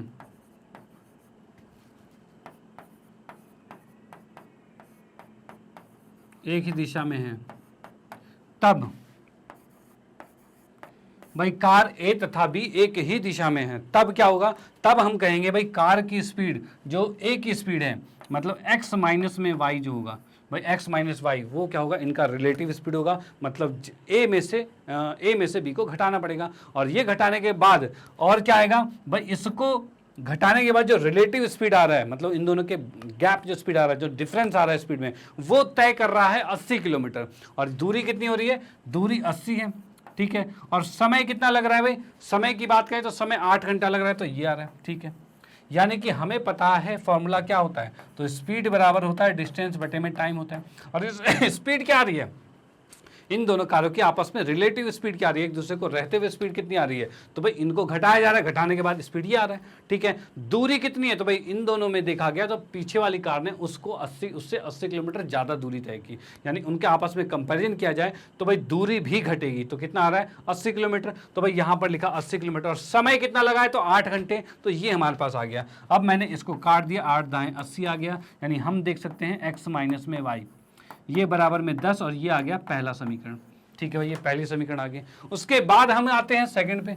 सेकंड क्या चीज कंडीशन कहता है भाई, ये कहता है अगर दोनों एक ही दिशा में चले, मतलब अपोजिट साइड में चले, यानी अगर ये इस डायरेक्शन में जा रहा है और ये भी इस डायरेक्शन में, जो नीचे मैंने कहा ये इधर जा रहा है और ये इधर जा रहा है, दोनों सेम डायरेक्शन में जा रहे हैं, तो आप देखिएगा, जैसे कि फिर से बाइक वाला एग्जाम्पल, आप बाइक से जा रहे हो, ठीक है भाई, आपने एक खंबे को क्रॉस किया, तो भाई नॉर्मल क्रॉस कर रहे हो खंबे को, लेकिन अपोजिट साइड में कोई कार आ रही है और आपकी बाइक जा रही है, और दोनों जब क्रॉस करेंगे तो फटाक सा क्रॉस हो जाएगा। और इसका सबसे बढ़िया एग्जांपल, अगर आपने ट्रेन में ट्रैवल किया है, तो ट्रेन में अगर ट्रैवल करते हो तो भाई अगर कोई ट्रेन आपके साथ दूसरी ट्रेन जा रही है, अगर आपके साथ कोई दूसरी ट्रेन जा रही है और दोनों ट्रेन सेम डायरेक्शन में, तो आप देखोगे भाई आपकी ट्रेन धीरे धीरे आगे निकल रही है, उसकी ट्रेन धीरे धीरे आगे निकल रही होगी, ये होगा। लेकिन जब आपने देखा कि अपोजिट ट्रेन आती है तो क्या स्पीड होती है, तो आप देखते हो भाई बहुत तेजी से निकलती है ट्रेन, जब आप अपोजिट साइड में आता है। वो क्यों होता है, क्योंकि आपके कंपैरिजन में उसकी स्पीड क्या हो रही है, जुड़ जा रही है, यानी आपके ट्रेन की स्पीड और उसकी ट्रेन की स्पीड जुड़ जाती है, तभी आपको दिखता है भाई बहुत तेज स्पीड हो रही होती है। और वही चीज होता है जब कभी दो व्हीकल्स, कोई भी गाड़ियां अपोजिट साइड में चलती है, ठीक है, कोई भी इंसान कोई भी चीज अपोजिट साइड में चलेगा, तो ये जब इधर जा रहा है, ये जब इधर जा रहा है, तो दोनों की स्पीड जो होगी वो जुड़ जाएगी, दोनों की स्पीड जुड़ जाती है। अब जुड़ने के बाद क्या होगा, तो भाई इसमें कहेंगे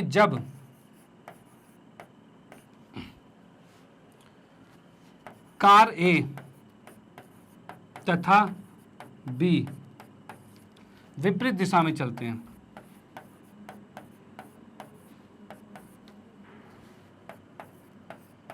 दिशा में चले। भाई जब हम देख रहे हैं कार ए तथा बी विपरीत दिशा में चले तो उस कंडीशन में क्या होगा, तो जब ये विपरीत दिशा में चलते हैं तो उस कंडीशन में मैंने कहा स्पीड जुड़ जाएगी। तो जुड़ने का मान क्या है, x प्लस में y, ये हो जाएगा। और दूरी क्या होगी, तो भाई दोनों मिलके कितनी दूरी तय कर रहे हैं, तो भाई 80 किलोमीटर तो तय कर रहे हैं। भाई कुछ ये कर रहा है कुछ ये कर रहा है, लेकिन दोनों मिलके 80 किलोमीटर ही तो तय कर रहे हैं। तो भाई यहाँ पर क्या आएगा, 80 किलोमीटर आएगा। ठीक है, ये आ गया क्या, ये आ गया दूरी, और बटे में आएगा समय, और समय कितना है, 1 घंटा 20 मिनट। अब भाई 1 घंटे 20 मिनट के तो 1 घंटा तो कंप्लीट है। ठीक है, अब 20 मिनट की बात करें तो उसको घंटे में कन्वर्ट करने के लिए 60 से भाग करना पड़ेगा, और 0 से 0 काटा 2 3 6, यानी कि 1/3 घंटा हो रहा है। ठीक है, यानी हम देख पा रहे हैं एक तो कंप्लीट है और 1/3 अलग से है। भाई इतना ही होगा 1 घंटा 20 मिनट। ठीक है, इनको जोड़ा तो 3 एकम 3 और 1 4, मतलब 4/3 आ गया। यानी हम देख पा रहे हैं इसमें जो समय आएगा वो कितना आएगा, 4/3 आएगा। ठीक है भाई, ये चीज आ गया। ओके, ये नीचे वाला 3 ऊपर जाएगा तो हम कह सकते हैं भाई इस नीचे वाले 3 को मैंने उठा के ऊपर लिख दिया, गुने में 3 ऊपर लिख दिया, ये आ गया। अब ये 4 दूनी 8 मतलब 20 आ गया, और हम कह सकते हैं भाई x प्लस में y बराबर में आ गया 60। ये दूसरी समीकरण होगी। ठीक है भाई, इस क्वेश्चन में ज़्यादा टाइम लगने वाला नहीं था, लेकिन आपको समझाने में, क्योंकि इसमें समझने वाली चीज़ ज़्यादा थी। ठीक है, समझाने में हमने देखा भाई किस तरीके से इस क्वेश्चन को हमने 2 समीकरण, बड़े प्यारे प्यारे समीकरण निकाल दिए, क्योंकि अब ये समीकरण बहुत ही ईजी तरीके से सॉल्व जाएंगे, कोई दिक्कत नहीं है। मेन चीज़ था समीकरण को निकालना। अब देखते हैं भाई समीकरण का हल कैसे करेंगे। तो यहाँ हम लिखेंगे भाई क्या, समीकरण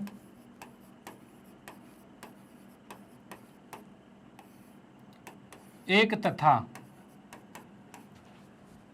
2 से, समीकरण 1 तथा 2 से क्या होगा भाई, समीकरण 1 तथा 2 की बात करते हैं तो भाई दोनों समीकरण को एक साथ लिख देता हूं। एक साथ लिखने का मतलब क्या होगा भाई, x माइनस वाई बराबर में 10 है, ये भाई x माइनस वाई बराबर 10 है, और x प्लस वाई बराबर में 60 है। चलो भाई ठीक है, x माइनस वाई 10 है और x प्लस वाई 60 है, और इन दोनों को हम देखते हैं। तो यहां पर हमने देखा भाई इन दोनों समीकरण को हम जोड़ देते हैं, तो जोड़ोगे तो ये कट जाएगा और x और x 2x आएगा, और इसको जोड़ा तो 60 और 10 70 आएगा, और यहां से हम देख पा रहे हैं x का मान 70/2 आ गया, और इसको जब हमने काटा तो भाई ये 35 पे कट रहा है, यानी x का मान 35 आ गया। चलो भाई ठीक है, अब यहाँ पर x के मान को उठाकर किसी भी समीकरण में रखेंगे। कौन से भाई, भाई ये 1 था ये 2 था, किसी में रख देते हैं। तो भाई x के मान को समीकरण 2 में रख देता हूँ, x का मान समीकरण 2 में रखने पर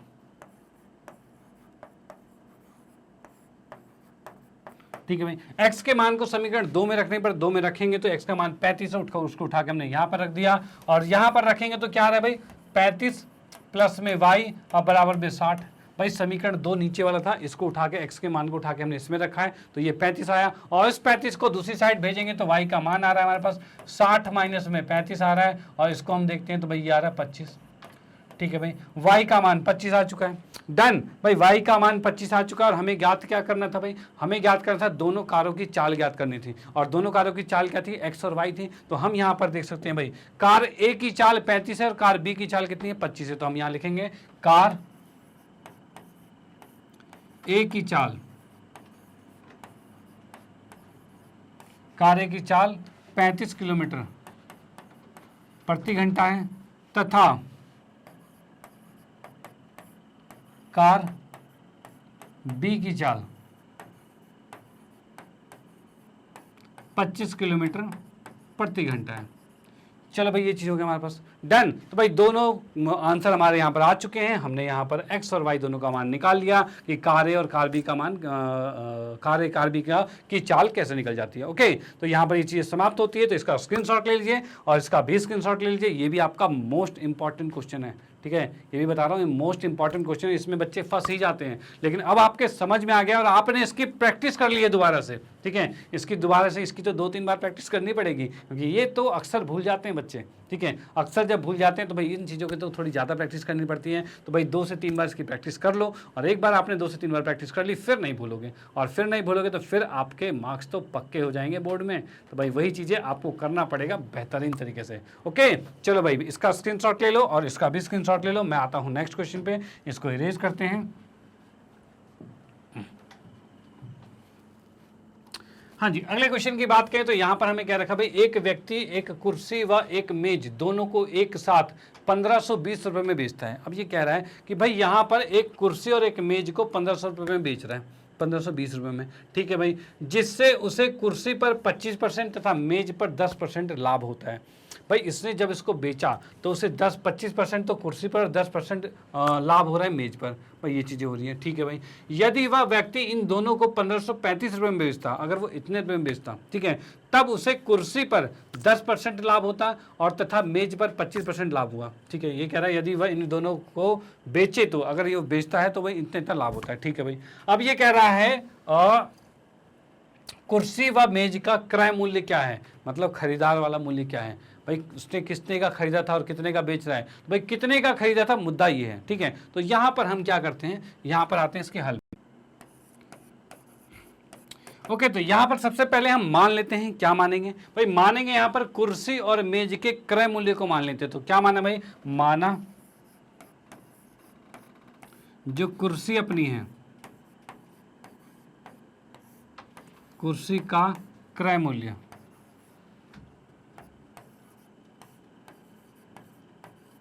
भाई कुर्सी का जो क्रय मूल्य है उसको मैंने मान लिया भाई ₹X। चलो भाई ठीक है, ये मान लिया। उसके बाद हम बात करते हैं मेज की, तो मेज का क्रय मूल्य, मेज का क्रय मूल्य इसको मान लिया हमने ₹Y, ठीक है भाई। मेज के क्रय मूल्य को ₹Y मान लिया और कुर्सी के क्रय मूल्य को हमने X मान लिया। डन, चलो भाई ठीक है। अब इसके बाद हम आते हैं भाई, जो जो क्वेश्चन में कंडीशन दे रखे वो आप देखते हैं। भाई इसने कहा है क्या चीज भाई, 1520 रुपए का ये बेचता है, और बेचते टाइम क्या हो रहा है भाई, कुर्सी पे तो 25% प्रॉफिट हुआ है और मेज पर 10% प्रॉफिट हुआ है। अब मैं बताऊं 25% प्रॉफिट का मतलब क्या है। अब मैं यहां पर बोलूं कुर्सी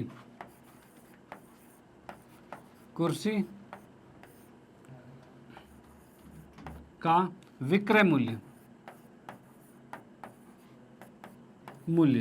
भाई, विक्रय मूल्य के हिसाब से क्या है भाई, 25% प्रॉफिट हो रहा है। प्रॉफिट का मतलब ये है कि वो थोड़ा सा ज़्यादा अमाउंट में बेच रहा होगा, भाई ज़्यादा पैसे में बेचेगा तभी तो प्रॉफिट होगा। और कितना ज़्यादा प्रॉफिट में है, तो भाई देखा हमने कुर्सी की बात करें, वो पहले तो X रुपये का था, लेकिन अब उसमें 25% प्रॉफिट हो गया। 25% प्रॉफिट का मतलब क्या है कि भाई 25/100 करना पड़ेगा, ठीक है भाई, 25/100 करना पड़ेगा। और यहां से हम देख सकते हैं 25/100 लिखा, और वो भी किसका, X का, X का 25/100। यानी अब देख सकते हैं ये क्या आ रहा है भाई, 25 चौके 100 आ रहा है। और ये मैंने देखा भाई, ये क्या आ रहा है हमारे पास, एक मिनट,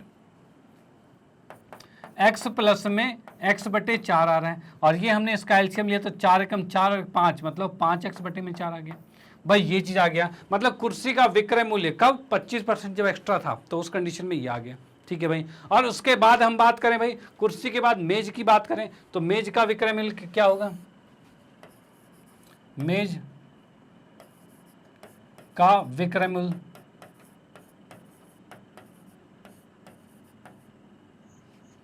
मेज का विक्रय मूल्य जो है भाई, मेज में कितना प्रॉफिट है, तो मेज में हम देख पा रहे हैं 10% प्रॉफिट है। तो 10% प्रॉफिट का मतलब क्या है भाई, पहले वो Y का था और अब 10/100 Y भी आ जाएगा इसके साथ, ठीक है भाई। यहां से हम देख रहे हैं 0 से 0 कट गया, और इसको हमने देखा Y प्लस में Y/10 आ गया, ठीक है। और ये 10 एकम 10, भाई एलसीएम लेंगे इसका, तो भाई 10 के साथ एलसीएम क्या, 10 एकम 10 आएगा, 10 और 1 11, यानी 11Y/10 आ गया। भाई ये चीज हो गया कब, जब 10% प्रॉफिट था, ठीक है। इस तरीके से हमें क्वेश्चन को निकालना है यहाँ पे।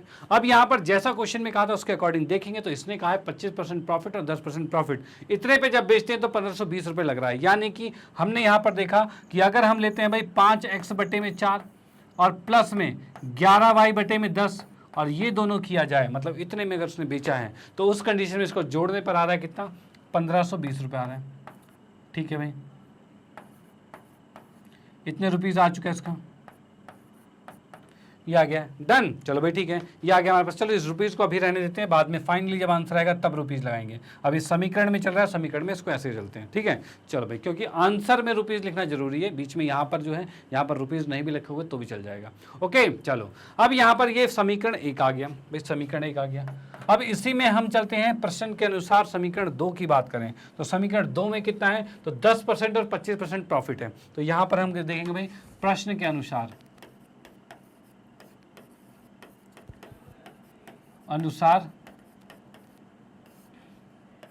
कुर्सी पर 10%, 1 मिनट, 10% लाभ तथा मेज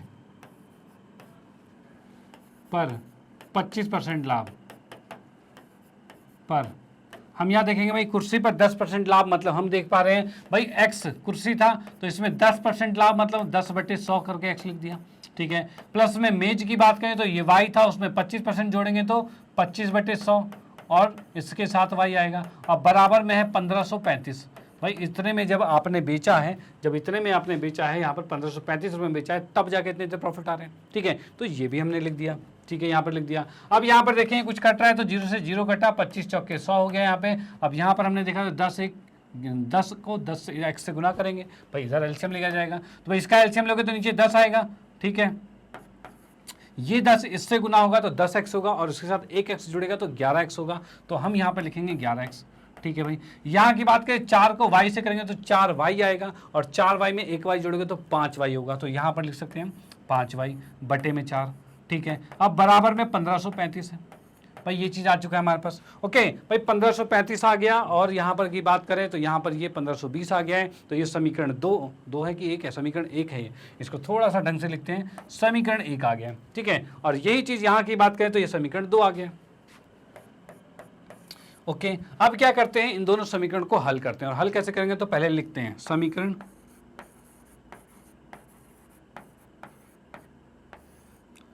1 तथा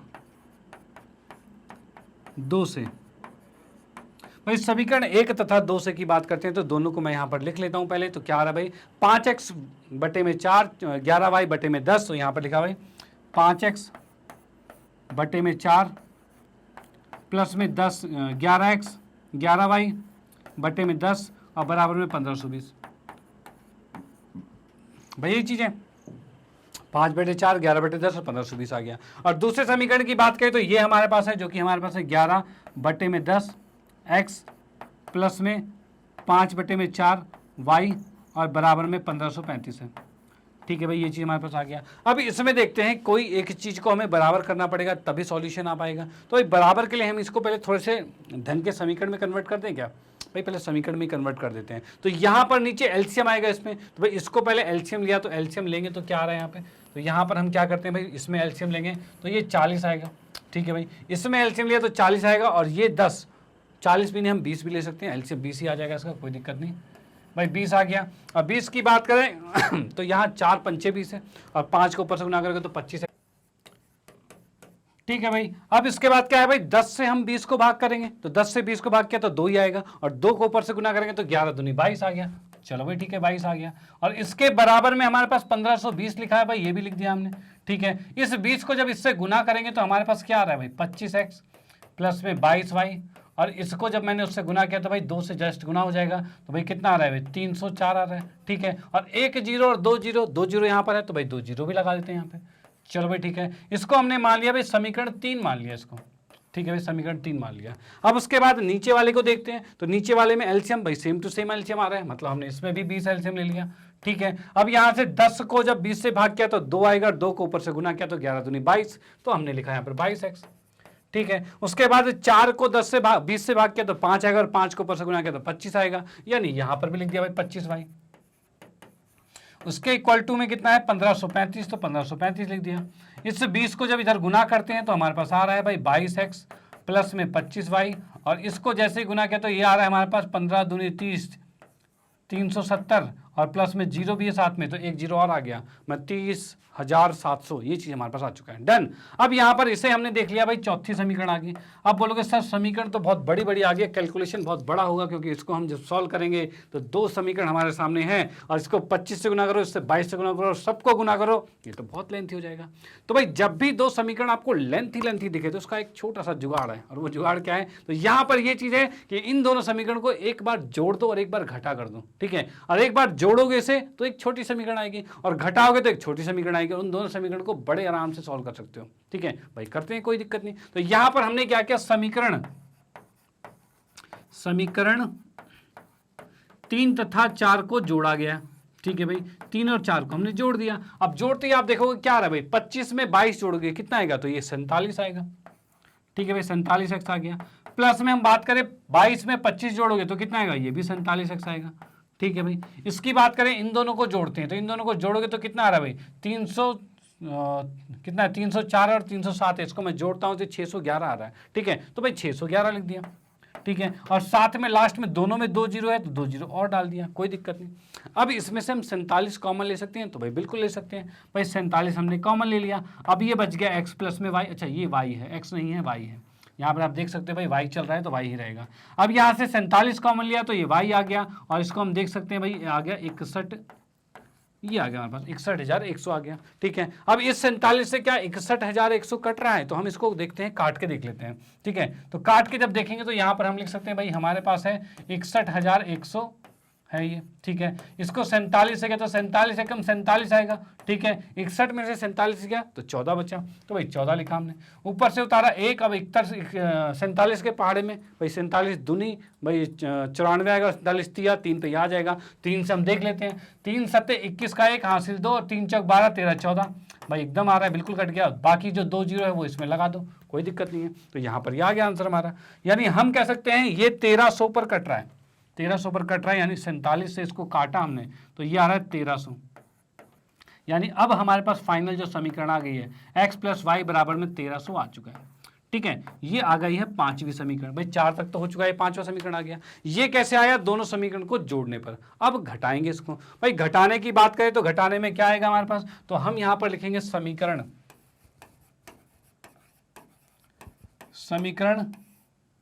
3 में से चौथे को घटाया गया। भाई घटाएंगे तो क्या आएगा, तो यहां हम देख पा रहे हैं भाई 25 में से 22 को घटाया तो कितना आएगा, 3 आएगा, और 22 में से 25 को घटाया तो -3 आएगा। तो ये भी चीज लिख देते हैं यहाँ पे। भाई यहाँ पर हमने लिखा भाई कितना 3x आया है और -3y आया है, और इसके बराबर में कितना आएगा, तो बराबर की बात करें तो यहाँ पर भाई 30,400 में से 30,700 माइनस करोगे तो 400 में से 700 गया, कितना बचा माइनस का 300, तो -300 लिख देंगे, ठीक है भाई, -300 आ गया यहाँ पे। अब यहाँ पे हम देख सकते हैं 3 कॉमन आ रहा है, तो ये आ गया हमारे पास x माइनस में y बराबर में -300 आ गया, ठीक है। इस 3 को उस साइड भेजेंगे तो ये आ जाएगा भाई -300 बटे में 3 आ गया, और 3 से हमने जब इसको काट दिया है तो भाई ये 100 आ गया माइनस का, ठीक है। यानी समीकरण हमारे पास आ गई है x माइनस वाई बराबर में -100, और ये इसको हमने छठी समीकरण मान लिया, ठीक है। अब यहाँ देख सकते हो ये एक छोटी सी समीकरण आ गई, और ये भी एक छोटी सी समीकरण आ गई। अब दो छोटे छोटे इक्वेशन आ गए तो इसको तो बड़े आराम से सॉल्व कर लेंगे, कोई दिक्कत नहीं है। तो हम यहाँ पर करते हैं समीकरण 5 तथा 6 में, समीकरण 5 तथा 6 में, अच्छा ये छठा है, छठा लिखना है तो इस तरह से छठा आएगा, 6 में, 5 तथा 6 में देखते हैं। तो 5 तथा 6 की बात करें तो इसको हम लिख सकते हैं कैसे, भाई दोनों को मैंने लिख दिया, x प्लस वाई बराबर में 1300 आया था, ठीक है, और x माइनस वाई बराबर में कितना है, तो -100 है। इन दोनों समीकरण को अगर मैं जोड़ता हूं तो भाई जो लोग जोड़ेंगे इन दोनों समीकरण को तो y कट जाएगा, और x 2x आएगा। इसको जोड़ेंगे तो 1300 में से 100 जाएगा तो 1200 बचेगा, भाई ये आ गया। और यहां से हम देख सकते हैं भाई x का मान कितना आ गया, तो x का मान देख सकते हैं भाई 1200 बटे में 2 आ रहा है, और इस 2 से इसको काट दिया, ठीक है, तो ये 600 आ गया। यानी हम देख सकते हैं x का मान 600 आ गया। चलो भाई ठीक है, x का मान 600 आ गया। इस x को उठाकर किसी भी समीकरण में रख देते हैं, या फिर पहले में या दूसरे में, सॉरी पांचवें में छठे में किसी में रख देते हैं। तो हमने रखा भाई x का मान समीकरण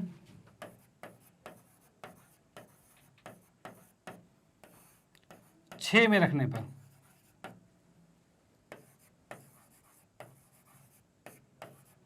ठीक है भाई, x के मान को समीकरण 6 में रखा गया, तो छठा क्या है, छठे में रखें, चलो भाई छठे में रख दिया, लिख दिया छठा, तो छठे में रख देंगे, कोई दिक्कत नहीं।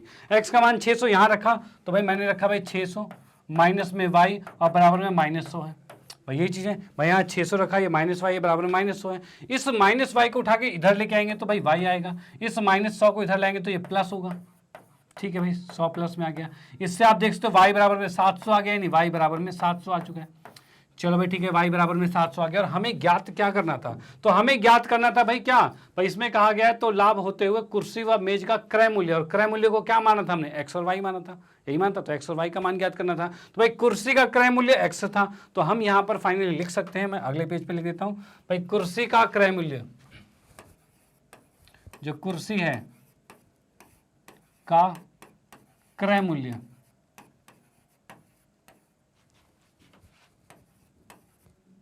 कितना आ गया भाई, कुर्सी के क्रय मूल्य की बात करें तो क्या हमारे पास आ रखा है भाई, इसको x माना हुआ था और x का मान कितना आ रखा है हमारे पास, तो x का मान है 600 रुपये, तो हमारा यहाँ पर 600 आ गया है, तो इसको लिख दिया हमने ₹600, ठीक है भाई। उसके बाद बात करें भाई मेज का, मेज के क्रय मूल्य की बात करें तो ये कितना आ रहा है, तो ये आ रहा है भाई ₹700, तो ये 700 भी आ गया, डन। तो ये दोनों आंसर हमारे यहाँ पर आ चुके हैं कि भाई मेज कितने की है और कुर्सी कितने की है। ओके, तो आप इसका स्क्रीनशॉट ले लीजिए और इसका भी स्क्रीनशॉट ले लीजिए, ठीक है, और इसके बाद इसका भी स्क्रीनशॉट ले लीजिए और फाइनली इसका भी स्क्रीनशॉट ले लीजिए। ये क्वेश्चन यहाँ पर समाप्त होता है और ये भी आपका बड़े क्वेश्चनों में ही आता है, यानी ये भी आपके 6 मार्क्स के क्वेश्चन का है, यानी किसी बोर्ड में 6 मार्क्स का है तो उसमें 6 मार्क्स का ये क्वेश्चन बन ही जाता है, ठीक है, इस तरह के क्वेश्चन। तो फिर आपको इस क्वेश्चन की प्रैक्टिस करने की बहुत ज़रूरत है, क्योंकि इस क्वेश्चनों में क्या है, टाइम बहुत ज़्यादा खींचता है, तो आप प्रैक्टिस करोगे तो टाइम कम से कम टाइम में इसको कवर कर पाओगे, ठीक है, और साथ ही साथ गलतियाँ भी कम होगी और ये क्वेश्चन भी आपके समझ में आ जाएगा। तो भाई इसको कम से कम 2 से 3 बार तो जरूर प्रैक्टिस करना है, तभी आप इस क्वेश्चन को सही ढंग से कर पाओगे। ओके, चलो भाई मैं इसको इरेज करता हूँ और आते फिर हम नेक्स्ट क्वेश्चन पे।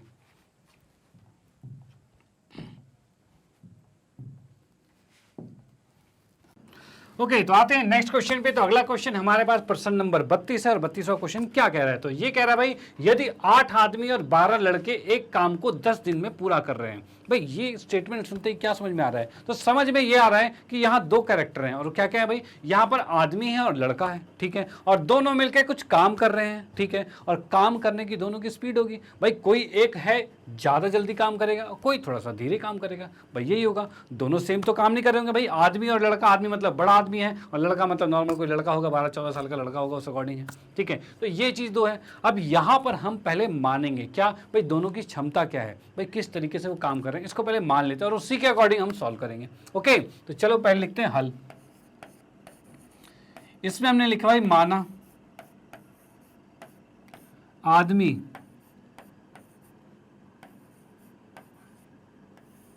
जो आदमी है वो एक काम x दिन में करता है,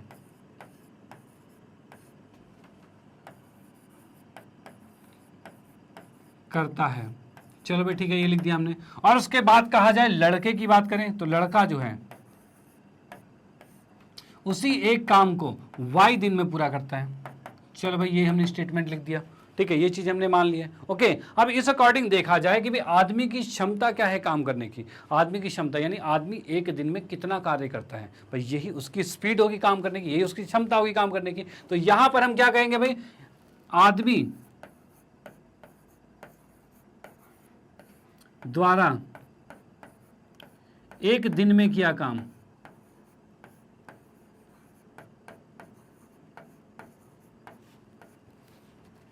भाई एक दिन में कितना काम करेगा, तो भाई एक दिन की बात करें, एक दिन में कितना काम करेगा, तो हम देख पा रहे हैं एक काम को x दिन में कर रहा है, तो एक दिन में कितना काम करेगा, तो एक दिन में 1/x काम करेगा, ठीक है भाई, ये हो गया। जैसे कि मैंने कहा कि आप कोई एक काम को 10 दिन में कर रहे हो, ठीक है, या फिर कहा जाए भाई 100 आम जो खाना है ये आपका काम है, ठीक है, और 100 आम खाना है और वो आप 10 दिन में खा रहे हो, ठीक है, और कहा जाए एक दिन में कितना खाओगे, तो आप इस 10 को उठाकर नीचे लेके आओगे, ठीक है, तो आप यहां पर कह सकते हो भाई एक दिन में कितना आम खा रहे हो भाई, 100/10 कर रहे हो। जब 100 काम था तब आपने नीचे बटे में 10 लिखा, और यहां काम 1 है तो 1/x ही होगा क्योंकि दिन आपके x ही, ठीक है, तो हमने यहां पर लिख दिया आदमी द्वारा एक दिन में किया गया काम, और यही इसकी क्षमता है, यही इसकी स्पीड है, डन। चलो भाई ठीक है, इसी के साथ हम लिखते हैं लड़के की बारी।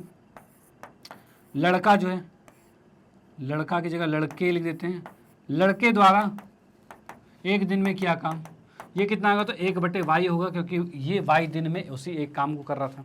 डन, चलो भाई ठीक है। अब यहाँ पर देखो स्पीड का फॉर्मूला क्या था, तो यहाँ हमें पता है कि भाई स्पीड गुने में टाइम बराबर होता है क्या, डिस्टेंस बटे में स्पीड होता है, भाई यही चीज़ होता है, टाइम बराबर डिस्टेंस बटे में स्पीड होता है, यही होता है। चलो भाई ठीक है, या फिर हम कह सकते हैं भाई स्पीड बराबर क्या होता है, डिस्टेंस बटे में टाइम होता है, यही होता है।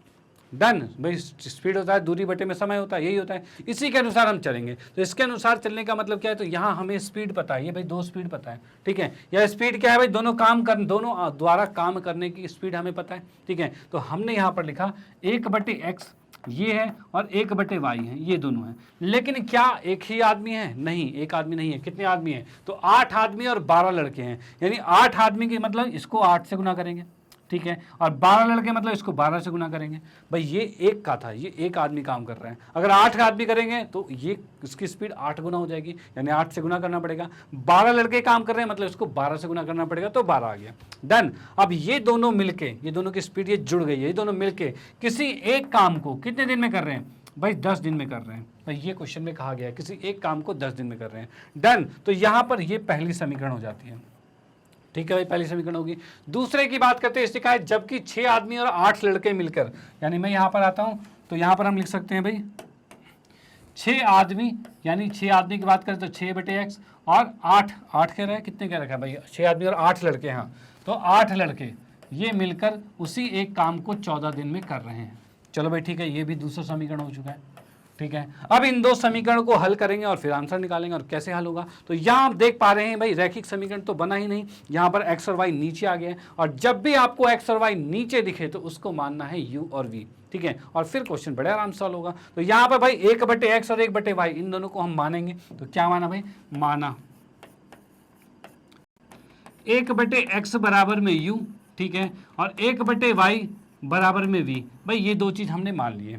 डन। चलो भाई ठीक है, 1/x को u और v मान लिया है। अब इसको हम समीकरण में रखेंगे और क्वेश्चन सॉल्व करेंगे बड़े प्यार से। तो यहाँ देखते हैं भाई, इसको हमने u माना है, मतलब यहाँ देखिए 8/x, यानी क्या है, इसका मतलब होता है भाई 8 के साथ, इसके साथ बता देता हूँ, इसका मतलब होता है 8 गुने में 1/x है, तो इसको हमने u माना है, तो ये 8u हो जाएगा, तो उसी के अकॉर्डिंग हम यहाँ पर लिखेंगे। तो यहाँ पर हम लिखते हैं भाई इसकी जगह, तो ये आएगा भाई 8u, ठीक है, प्लस में यहाँ पर है 12v, तो ये लिखा भाई 12v, और बराबर में आ रहा है 1/10। चलो भाई ठीक है, ये आ गया। इसकी बात करें तो ये क्या आ रहा है हमारे पास, तो इसको हम लिखेंगे तो भाई 6u प्लस में 8v, और बराबर में हमारे पास आ रहा है 1/14 आ रहा है।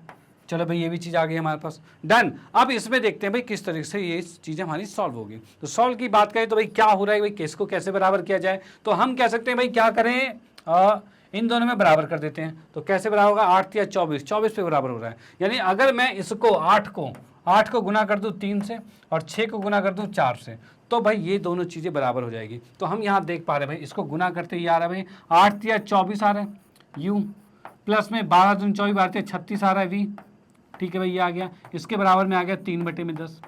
4 से गुना करेंगे तो 6 चौक 24u आएगा, ठीक है, प्लस में 8 चौक 32 आएगा, और यहाँ की बात करें तो 4/14 आ गया। भाई ये हमारे पास आ चुका है।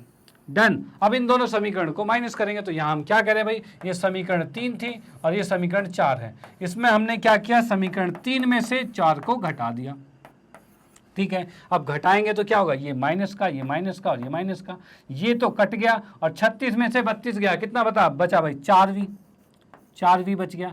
इसके बराबर में ये करेंगे माइनस, तो इसको मैं लिख देता हूँ भाई क्या चीज़, तो अलग से यहाँ पर लिखते हैं, तो भाई 3/10 में से माइनस किया हमने 4/14, भाई इसको हमें माइनस करना है, ठीक है। यहाँ पर कुछ कट भी रहा है भाई, 2 दूनी 4 2 सत्ते 14 हो रहा है, मतलब 3/10 में से हमने माइनस किया 2/7। अब इसका एलसीएम कितना आ रहा है, 70 आ रहा है, भाई ये 70 ही आ रहा है, ठीक है। अब यहाँ पर देखेंगे भाई 10 सत्ते 70, 7 को 3 से गुना करेंगे 7 या 21 आएगा, ठीक है, और 7 दाएँ 70 और 10 को 2 से करेंगे तो 7 दूनी 10 को 2 से करेंगे तो 20 आएगा, और ये आ रहा है हमारा 1/70 आ रहा है। डन। यानी मैंने जब इसको इससे माइनस किया तो यहाँ पर हमारे पास क्या आ रहा है, तो यहाँ पर हम लिख सकते हैं भाई 1/70 आ रहा है, ठीक है भाई, 1/70 आ गया। डन भाई, 1/70 4v बराबर में 1/70 आ गया। अब इसको सॉल्व करेंगे, ये जस्ट आपको रफ में करना है माइनस, इसको कुछ दिखाना नहीं, शो नहीं करना। यहाँ की बात करें भाई, यहाँ से v का मान निकालेंगे तो v का मान क्या आ रहा है, तो v के मान की बात करें तो भाई यहाँ से 1/70 तो था ही, ठीक है। ये 4 उठ के नीचे आएगा तो कितना आएगा भाई, ये 4 नीचे आ गया, तो हम लिख सकते हैं v का मान आ गया 1/280। चलो ठीक है, v का मान आ गया। इस v को उठाकर कहीं भी रखते हैं भाई, किसी भी समीकरण में, भाई पहले तीसरे में या फिर चौथे में किसी में रख देते हैं। तो हमने यहाँ पर क्या किया, v का मान समीकरण किस में रखा है भाई, चौथे में रख देते हैं। समीकरण 4 में रखने पर, ठीक है भाई, v के मान को समीकरण 4 में रखेंगे और 4वां चौथा समीकरण क्या है, 6u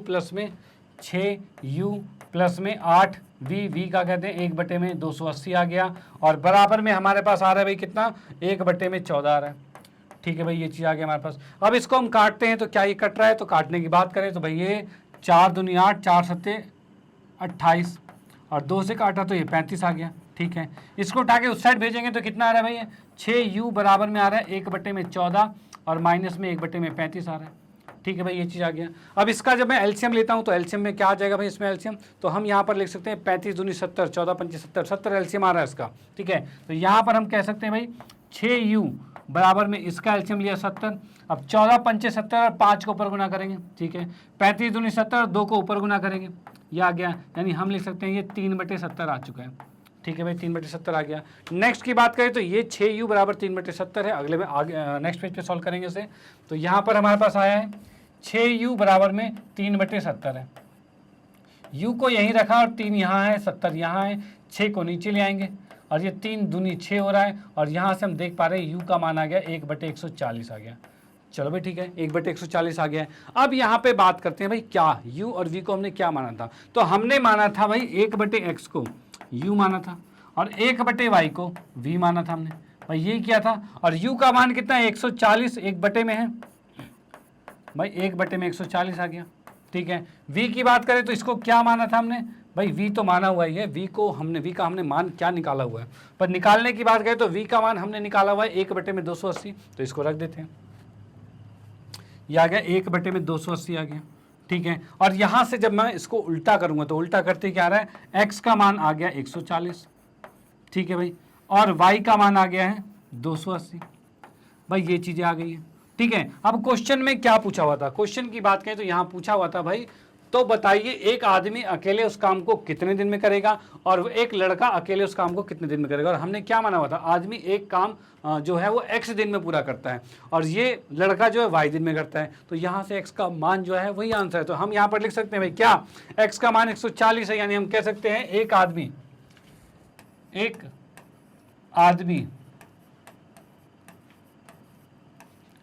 काम को पूरा x दिन में करता था, मतलब 140 दिन में करेगा, में पूरा करेगा, ठीक है भाई। और बात करें भाई एक लड़के की, एक लड़का उसी काम को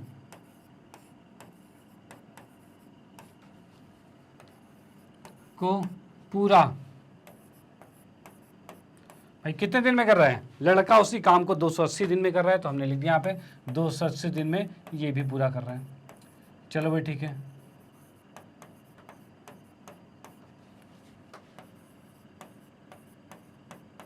डन भाई, ये भी आ गया हमारे पास, यानी ये पर्टिकुलर इसका आंसर आ गया। तो आप इसका स्क्रीनशॉट ले सकते हो कि भाई एक आदमी उसी काम को 140 दिन में कर रहा है और लड़का जो है 280 दिन में कर रहा है, तब जाके वो काम पूरा हो रहा है। तो यहाँ पर इसका स्क्रीनशॉट ले लीजिए और इसका भी स्क्रीनशॉट ले लीजिए, और उसके बाद हम देखते हैं तो भाई इसका भी स्क्रीनशॉट ले लीजिए। ये क्वेश्चन यहाँ पर समाप्त होता है और फिर हम आते हैं नेक्स्ट क्वेश्चन पे। ओके अच्छा, मैं बता दूं ये क्वेश्चन भी आपका मोस्ट इंपॉर्टेंट है, कई बार आपके बोर्ड में भी ये क्वेश्चन बन चुका है, आ चुका है, तो भाई इसकी भी प्रैक्टिस करना अनिवार्य है। और ये प्रैक्टिस करोगे तो मतलब इसकी प्रैक्टिस भी 2-3 बार तो करनी पड़ेगी, क्योंकि ये भी आपका मोस्ट इंपॉर्टेंट है और थोड़ा सा लेंथी भी है, ठीक है। समझने में थोड़ी सी दिक्कत हो रही है तो 1-2 बार इस वीडियो को रिपीट करके देखिए, समझ में आ जाएगा। उसके बाद खुद से जब तक प्रैक्टिस नहीं करोगे तब तक ये माइंड में सेट नहीं होगा। ओके, तो खुद से करना जरूरी है। ओके, तो आते हैं नेक्स्ट क्वेश्चन पे, मैं इसको इरेज करता हूँ।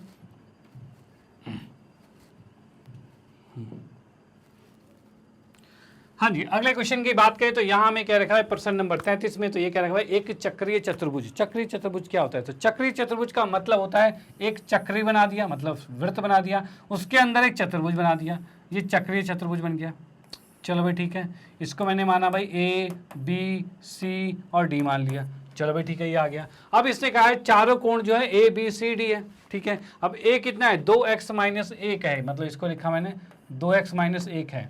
बी है जो ये है y प्लस में 5, ठीक है। सी की बात करें तो 2y प्लस में 15, और डी की बात करें तो ये है 4x माइनस में 7।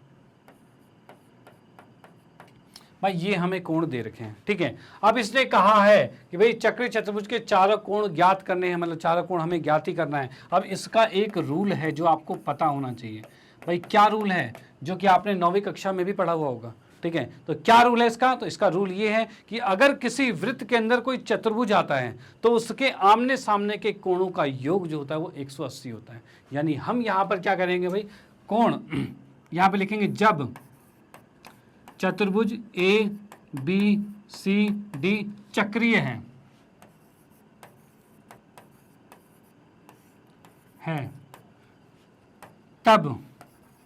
तब क्या होगा भाई, आमने सामने के कोणों का योग 180 होगा। मतलब a प्लस में c, यानी कहा जाए कोण a प्लस में c ये होगा 180 डिग्री, ठीक है। और कोण d प्लस में कोण b ये हमारे पास आ जाएगा, ये आ जाए d प्लस में b, ये भी आ जाएगा 180 डिग्री। भाई ये दो चीज़ें आ गई हैं, डन। चलो भाई ठीक है। अब मैं यहाँ पे आपको बताऊं कि भाई ये जो अपोजिट जो कोण है, आमने सामने कोण है, उनका योग 180 आ गया है, तो इनके वैल्यूज उसमें रखो और समीकरण बनेगी और फिर वो हल होगा। तो देखते हैं भाई इसके अंदर, जैसे कि पहले a प्लस सी की बात करें तो a प्लस सी में जब हम उसका मान रखते हैं तो a कोण a कितना है? तो 2x - 1। तो यहाँ पर हम देखेंगे, पहले हम एक एक करके सॉल्व करते हैं। तो पहले तो हमने लिखा तब ये आ रहा है, तो a का मान कितना है? तो 2x - 1 प्लस में भाई a के बाद c है, तो c कितना है? 2y प्लस में 15 है, और ये मिलके आ रहा है 180 डिग्री, ठीक है भाई। यहाँ पर हमने देखा 2x प्लस में 2y, इसको यहीं रहने देते हैं, और 15 में से 1 गया तो 14 बचेगा, और 14 को उधर जाके माइनस करेंगे तो 180 में से 14 घट जाएगा, और 180 में से 14 घटा तो क्या बचेगा? तो भाई 10 घटाया 70 और 4 और घटाया तो 66 होगा। तो हम यहाँ लिख सकते हैं ये आ गया 166 डिग्री, ठीक है। 2 को यहाँ पर मैंने कॉमन ले लिया और ये बच गया x प्लस वाई, और ये आ गया 66 डिग्री 100। इस 2 को नीचे भेज देंगे तो x प्लस वाई कितना आ रहा है भाई? तो इसको हम कह सकते हैं 2 से भाग कर दिए 83 आ जाएगा। चलो भाई 83 आ गया, x प्लस वाई का मान 83 आ गया, और ये आ गया समीकरण 1, ठीक है भाई। ये समीकरण 1 आ चुकी है, डन। अब आते हैं भाई इसी में सेकंड वाला, जो कि क्या था? b प्लस डी, इनका कोणों का योग भी 180 होगा, जो मैं यहाँ लिख देता हूँ। कोण b प्लस में कोण d ये भी 180 डिग्री होगा। और b की बात करें तो b कितना है हमारे पास? तो b का मान है y प्लस में 5, इसको लिखा भाई y प्लस में 5, प्लस में d का मान की बात करें तो d कितना है? 4x - 7, तो इसको लिखा हमने 4x - 7, और ये बराबर में 180 डिग्री। चलो ठीक है। अब यहाँ पे देखेंगे y प्लस में 4x लिख दिया, ठीक है। अब 5 में से 7 गया तो कितना बचेगा? -2, और इस -2 को उस साइड भेजेंगे तो प्लस हो जाएगा, तो हम कह सकते हैं 182 हो जाएगा। भाई ये दोनों मिलकर -2 आएगा, उधर जाके प्लस होगा तो भाई 82 हो जाएगा, 182, ठीक है। चलो ये आ गई हमारी समीकरण 2, और ये था हमारे पास समीकरण 1। इन दोनों को हल करते हैं भाई। हल करेंगे तो क्या आएगा भाई? तो यहां हम कह सकते हैं भाई समीकरण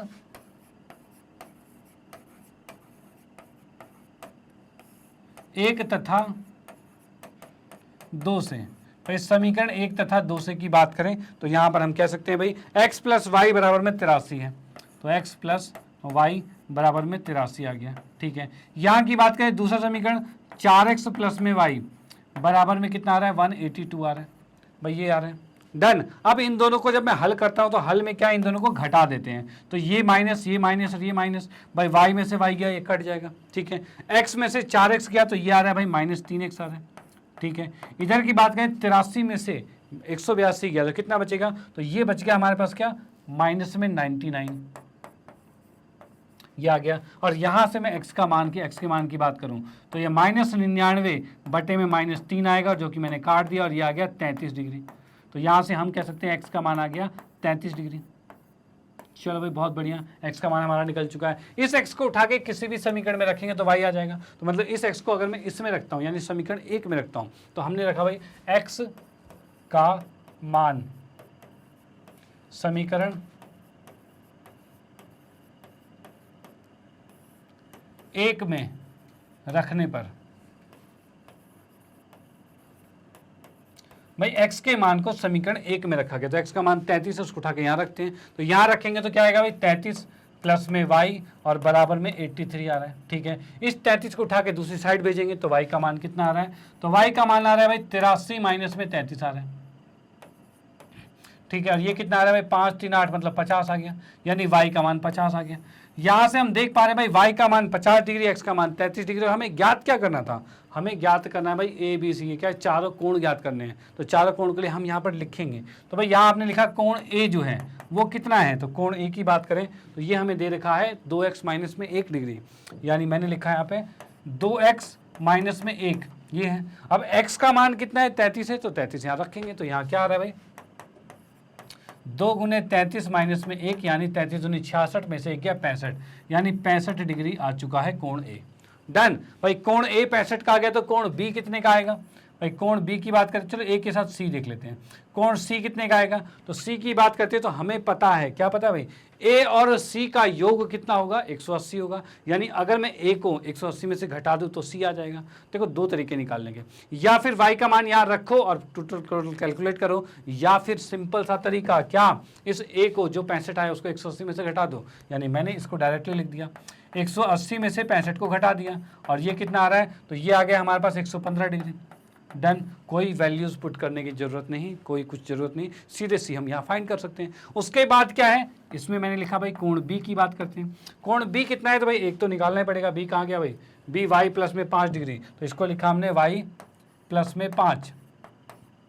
ठीक है, अब वाई का मान कितना है भाई 50 है, तो इसको लिख सकते हैं भाई कितना आ जाएगा, ये आ जाएगा 50 प्लस में 5 जो कि 55 डिग्री आ गया।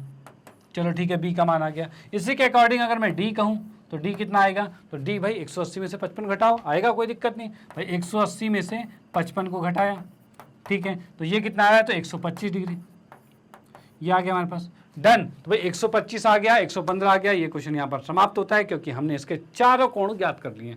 डन, तो आप इसका स्क्रीनशॉट लीजिए और इसका भी स्क्रीनशॉट लीजिए, ये क्वेश्चन यहाँ समाप्त होता है। और आते हैं हम फिर नेक्स्ट क्वेश्चन पे। ओके, अच्छा यहाँ पर एक मेन रूल था जो आपको पता होना चाहिए, क्या कि भाई चक्रीय चतुर्भुज जब भी होता है तो उस कंडीशन में इसके आमने सामने के जो कोण होते हैं यानी सम्मुख कोण जो होते हैं वो ए और सी, इनका योग जो होता है वो 180 होता है। ठीक है, उसी तरह से ये आमने सामने एक कोण है, इनका योग भी 180 होगा। ये सिर्फ तब होता है जब चक्रीय चतुर्भुज हो। डन, चलो भाई ठीक है, अब इसको मैं इरेज करता हूं और आते हैं नेक्स्ट क्वेश्चन पे।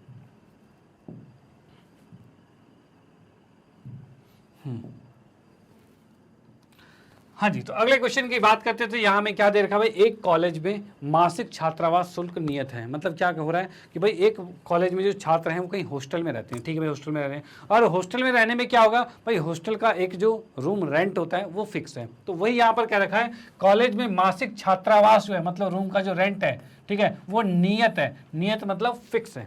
चलो भाई ठीक है, फिक्स है। तथा शेष मैस में खाने के दिनों की संख्या पर निर्भर करता है, यानी वहाँ पर खाने की जगह जो है जिसे मैस कहते हैं, ठीक है, उस मैस में जितने दिन खाना खाओगे उतने दिन पर डे के हिसाब से चार्जेस आपके लगते रहेंगे। ठीक है, ये इसने कहा हुआ है, यानी कि एक फिक्स चार्ज है जो कि रूम का रेंट है, और प्लस में पर डे जितना खाना खाओगे, जितने दिन खाना खाओगे उतने दिन के हिसाब से आपके चार्जेस जुड़ जाएंगे। ठीक है, ये दो चार्जेस टोटल जुड़ने वाले हैं। ठीक है भाई, यहाँ पे हो गया। अब इसमें कहा गया जब विद्यार्थी ए 20 दिन तक भोजन करे तो उसे 1000 रुपये देना पड़ेगा, जबकि विद्यार्थी बी 26 दिन तक मैस में भोजन करता है तो उसे 1180 रुपये देना पड़ता है। तो इस कंडीशन में आपको बताना है नियत शुल्क मतलब फिक्स चार्ज कितना है और प्रतिदिन भोजन खाने की कीमत कितनी है, ये हमें ज्ञात करना है। ओके, चलो भाई इस चीज को हम हल करते हैं। तो हल में आते हैं यहाँ पे, चलो भाई हल में आते हैं। तो हल में क्या है हमारे पास, तो यहाँ हम देख सकते हैं भाई, जैसे कि नियत शुल्क था मतलब फिक्स चार्ज था, तो पहले उसको मान लेते हैं भाई, जो चीज मानने वाली मानते हैं। माना, ठीक है, माना छात्रावास का जो है मासिक छात्रावास मासिक छात्रावास के नियत शुल्क, भाई नियत शुल्क जो है वो क्या आएगा, तो इसके बराबर हमने लिख दिया भाई मासिक छात्रावास के नियत जो शुल्क है उसको हमने एक एक्स रुपये मान लिया। ठीक है भाई, रुपीज़ एक्स, मतलब जो फिक्स चार्ज लग रहा था मासिक मंथली, जो हम आपका समझ लो कि रूम रेंट मान लो, ठीक है, रूम का किराया मान लो, तो वो आप सामने मान लो एक्स रुपये आ गया। ठीक है, अब उसके बाद क्या है, प्रतिदिन क्या है, प्रतिदिन मैस में भोजन का शुल्क, भाई इसको हमने मान लिया भाई कितना हो गया, ये आ गया रुपीज़ वाई, भाई पर डे का वाई रुपये चार्ज लगता है खाना खाने का। चलो भाई ठीक है, अब क्वेश्चन के अकॉर्डिंग हम आते हैं। भाई इसने कहा है क्या, ए विद्यार्थी जो है वो 20 दिन अगर खाना खाता है तो उस कंडीशन में उसे 1000 रुपये देने पड़ते हैं, यानी उस अकॉर्डिंग देखा जाए तो भाई वो 20 दिन खाना खा रहे हैं तो भाई फिक्स चार्ज की बात करें, रूम रेंट तो उसे पूरा ही देना पड़ेगा, चाहे वो 20 दिन खाए, चाहे पूरे महीने खाए, चाहे 2 दिन खाए, भाई रूम उसने किराया दिया है तो मतलब पूरा ही देना पड़ेगा। तो उसके लिए नियत यानी फिक्स चार्ज जो है वो एक्स हमने लिख दिया। ठीक है, अब उसने कहा है 20 दिन तक वो खाना खाए, तो 20 दिन तक खाना खाए तो 20 के हिसाब से 20 दिन खाने के लिए आएगा। मान लो कि अगर 5 रुपये खाने का है तो 20 को 5 से गुना करेंगे तभी 100 रुपये टोटल खाना मिलेगा। वही चीज़ यहाँ पर आपस में गुना करना पड़ेगा तभी होगा। अब बोलोगे सर 5 में खाना कहाँ मिलता है, कोई बात नहीं, जस्ट अज्यूम यार, कोई दिक्कत वाली बात नहीं है। ठीक है, यहाँ पर हमने 20 को 5 से गुना 20 को वाई से गुना कर दिया क्योंकि एक दिन का शुल्क वाई था। डन, चलो ठीक है, इसके बराबर आ रहा है 1000 रुपये, 1000 रुपये आ गया, इतना चार्ज लग रहा है। सेकंड कंडीशन कही गई है कि भाई 26 दिन अगर मैं इसमें खाना खाता है तो उसे 1180 रुपये देने पड़ेंगे, यानी फिक्स चार्ज एक्स है और ये 26 दिन के हिसाब से चल रहा है वाई, और इसे देना पड़ा 1180 रुपये। चलो भाई ये 2 समीकरण आपके पास आ गई है, पहला समीकरण ये और दूसरा समीकरण ये। ठीक है, इन दोनों समीकरणों को हल करते हैं तो यहां पर हम लिखेंगे क्या भाई, समीकरण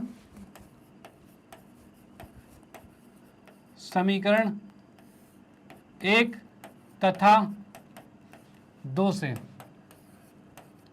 समीकरण 1 तथा 2 से क्या होने वाला है भाई, यहां हम देख रहे हैं भाई समीकरण 1 तथा 2 से इन समीकरण को हल करना है, तो इन दोनों को मैं साथ में लिख देता हूं। तो भाई लिखा तो क्या भाई, x प्लस में 20y बराबर में 1000, और यहाँ पर x प्लस में 26y बराबर में 1180, और इन दोनों को हम घटा रहे हैं, घटाने का मतलब माइनस माइनस माइनस आएगा।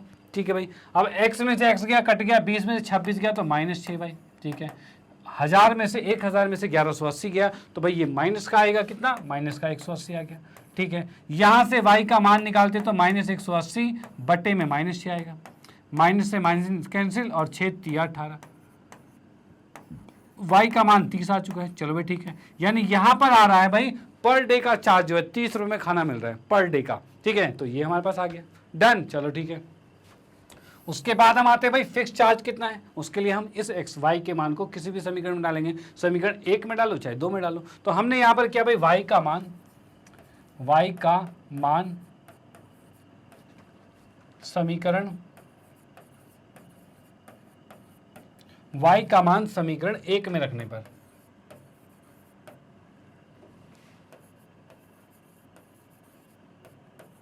ठीक है भाई, y का मान समीकरण 1 में रखने पर क्या होगा, तो भाई y का मान 30 है, उसको उठा के यहाँ रखते हैं, भाई यहाँ पे रखेंगे तो x प्लस में 20 गुने में 30 बराबर में 1000 आ रहा है। ठीक है भाई, यहाँ से हमने देखा x तो ठीक है और 20 दिया कितना होगा भाई, इसको आपस में गुना करोगे तो 30 3 दूनी 6 आएगा और 2 0 मतलब 600, मतलब हम यहाँ पर देख पा रहे हैं ये 600 आ गया और बराबर में 1000 है। इस 600 को उठा के दूसरी तरफ भेजेंगे तो x का मान कितना आ रहा है, तो 1000 माइनस में 600 आ रहा है। चलो भाई ठीक है, 1000 माइनस 600 आ गया। अब यहाँ पर इसको घटाते ही कितना आंसर आ गया भाई, 400 आ गया है।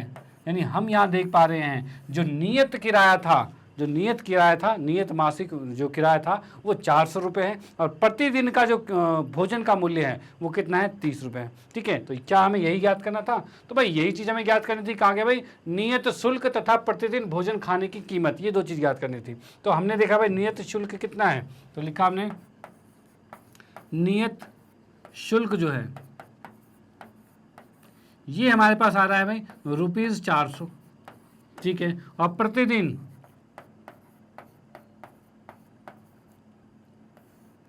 भोजन की, एक मिनट, भोजन की कीमत,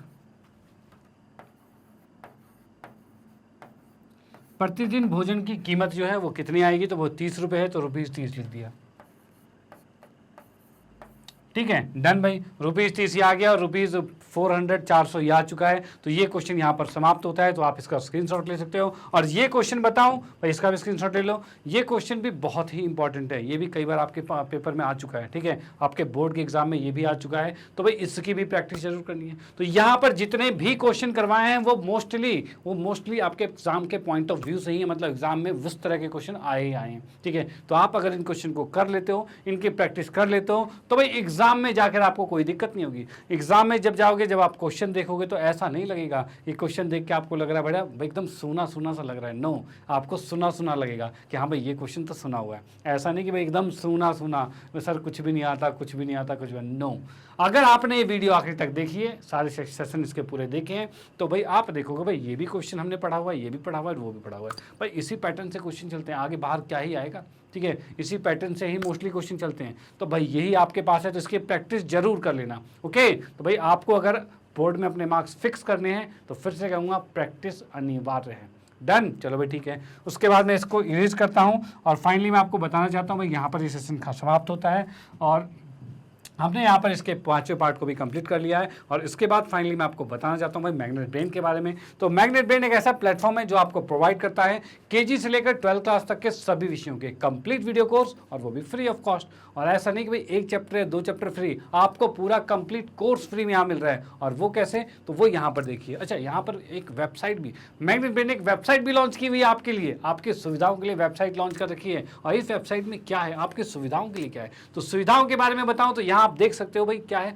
फिर यहाँ पर आपके पास English medium, Hindi medium, NTSC, Olympiad और भी बहुत से सेक्शंस अवेलेबल हैं। Spoken English, IIT, JEE, NEET, UPSC, अरे वाह बहुत सारे सेक्शन हैं।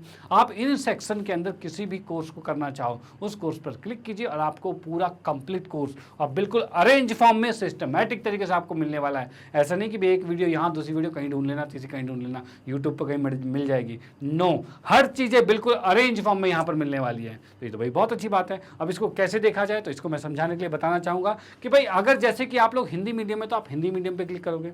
आप लोग हो 10वीं कक्षा में, तो 10वीं कक्षा पे क्लिक करोगे और क्लिक करते देखोगे 10वीं कक्षा के सभी टीचर्स आपको यहाँ पर विजुअल हो जाएंगे। अब आपको इनमें से किसी भी विषय में कोई भी प्रॉब्लम होती है, तो उस विषय के टीचर के नीचे वॉच नाउ है, वॉच नाउ पे क्लिक कीजिए और पूरे कंप्लीट कोर्स को यहाँ पर देख सकते हो। चलिए, तो बहुत अच्छी बात है। यानी कि आप कैसे देखोगे, तो इसका एग्जाम्पल दिया जाए, तो एग्जाम्पल में कहा जाए आप मान लो कि मैथमेटिक्स का कंप्लीट कोर्स देखना चाहते हो, तो मेरे सामने यहाँ नीचे वॉच नाउ लिखा है, वॉच नाउ पे क्लिक कीजिए और क्लिक करते आप क्या देखोगे, तो भाई इस तरह का इंटरफेस आपके सामने आ जाएगा, जिसमें आप देखोगे पाठ्यक्रम का परिचय है, वास्तविक संख्या है, और भी देखा जाए तो बहुत से चैप्टर्स यहाँ पर अवेलेबल है। भाई इन चैप्टर में है क्या, भाई इन चैप्टर की बात किया जाए, जैसे किसी चैप्टर पे क्लिक करोगे एक वीडियो की लिस्ट खुल जाएगी, और वीडियो की जब लिस्ट खुलेगी तो लिस्ट में मैं आपको बताऊं कि आपको क्या क्या मिलने वाला है। तो सबसे पहले मिलेगा उस चैप्टर का पूरा कॉन्सेप्ट वीडियो मिलेगा। भाई कॉन्सेप्ट वीडियो मतलब बारीकियों से लेकर एडवांस लेवल तक हर चीज़ कॉन्सेप्ट उसमें समझाया गया आपको। ओके, और उसके बाद आपको मिलेगा भाई पूरे एनसीईआरटी का सॉल्यूशन, जो उसके उदाहरण, प्रश्नावली और परिमेय भी है, तो वो भी पूरा एक्सप्लेन करके समझाया हुआ है। डन। और उसके बाद मिलेगा एक वन शॉट रिवीजन, यानी एक वीडियो में पूरे चैप्टर को समझाया गया है, पूरे कॉन्सेप्ट और कुछ मोस्ट इंपॉर्टेंट क्वेश्चन को समझाया गया है, जो कि आपके बिल्कुल बोर्ड के पॉइंट ऑफ व्यू से। और भाई कहा जाए एग्जाम के लिए तो वो वन शॉट रिवीजन बहुत ही ज़्यादा इंपॉर्टेंट होता है कि भाई आप भी चाहते हो कि एक वीडियो मिले जिसमें पूरा चैप्टर मस्त तरीके से रिवाइज है, तो वो भी बिल्कुल आपके लिए।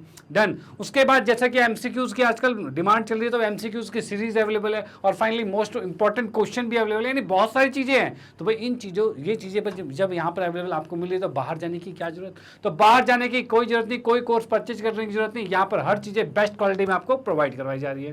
तो भाई इसका फ़ायदा उठाइए, ये तो बहुत अच्छी बात है। तो भाई करना क्या है, आपको करना ये है कि जस्ट इन वीडियो पे क्लिक करना है, जो भी वीडियो की लिस्ट खुलती है उसमें वीडियो पे क्लिक किया, और क्लिक करते ही आप देखोगे भाई इस तरह से वीडियो प्ले हो जाएगी और आप इसका फ़ायदा उठाइए, नो प्रॉब्लम, ये तो बहुत अच्छी बात है। ठीक है, और इसके बाद फाइनली आपको बताना चाहता हूँ भाई मैग्नेट ब्रेन ने हिंदी मीडियम में जो कोर्सेज लॉन्च कर रखे हैं 6ठी से 12वीं कक्षा तक के, इनके सभी विषयों के कंप्लीट वीडियो कोर्स यहाँ पर अवेलेबल है।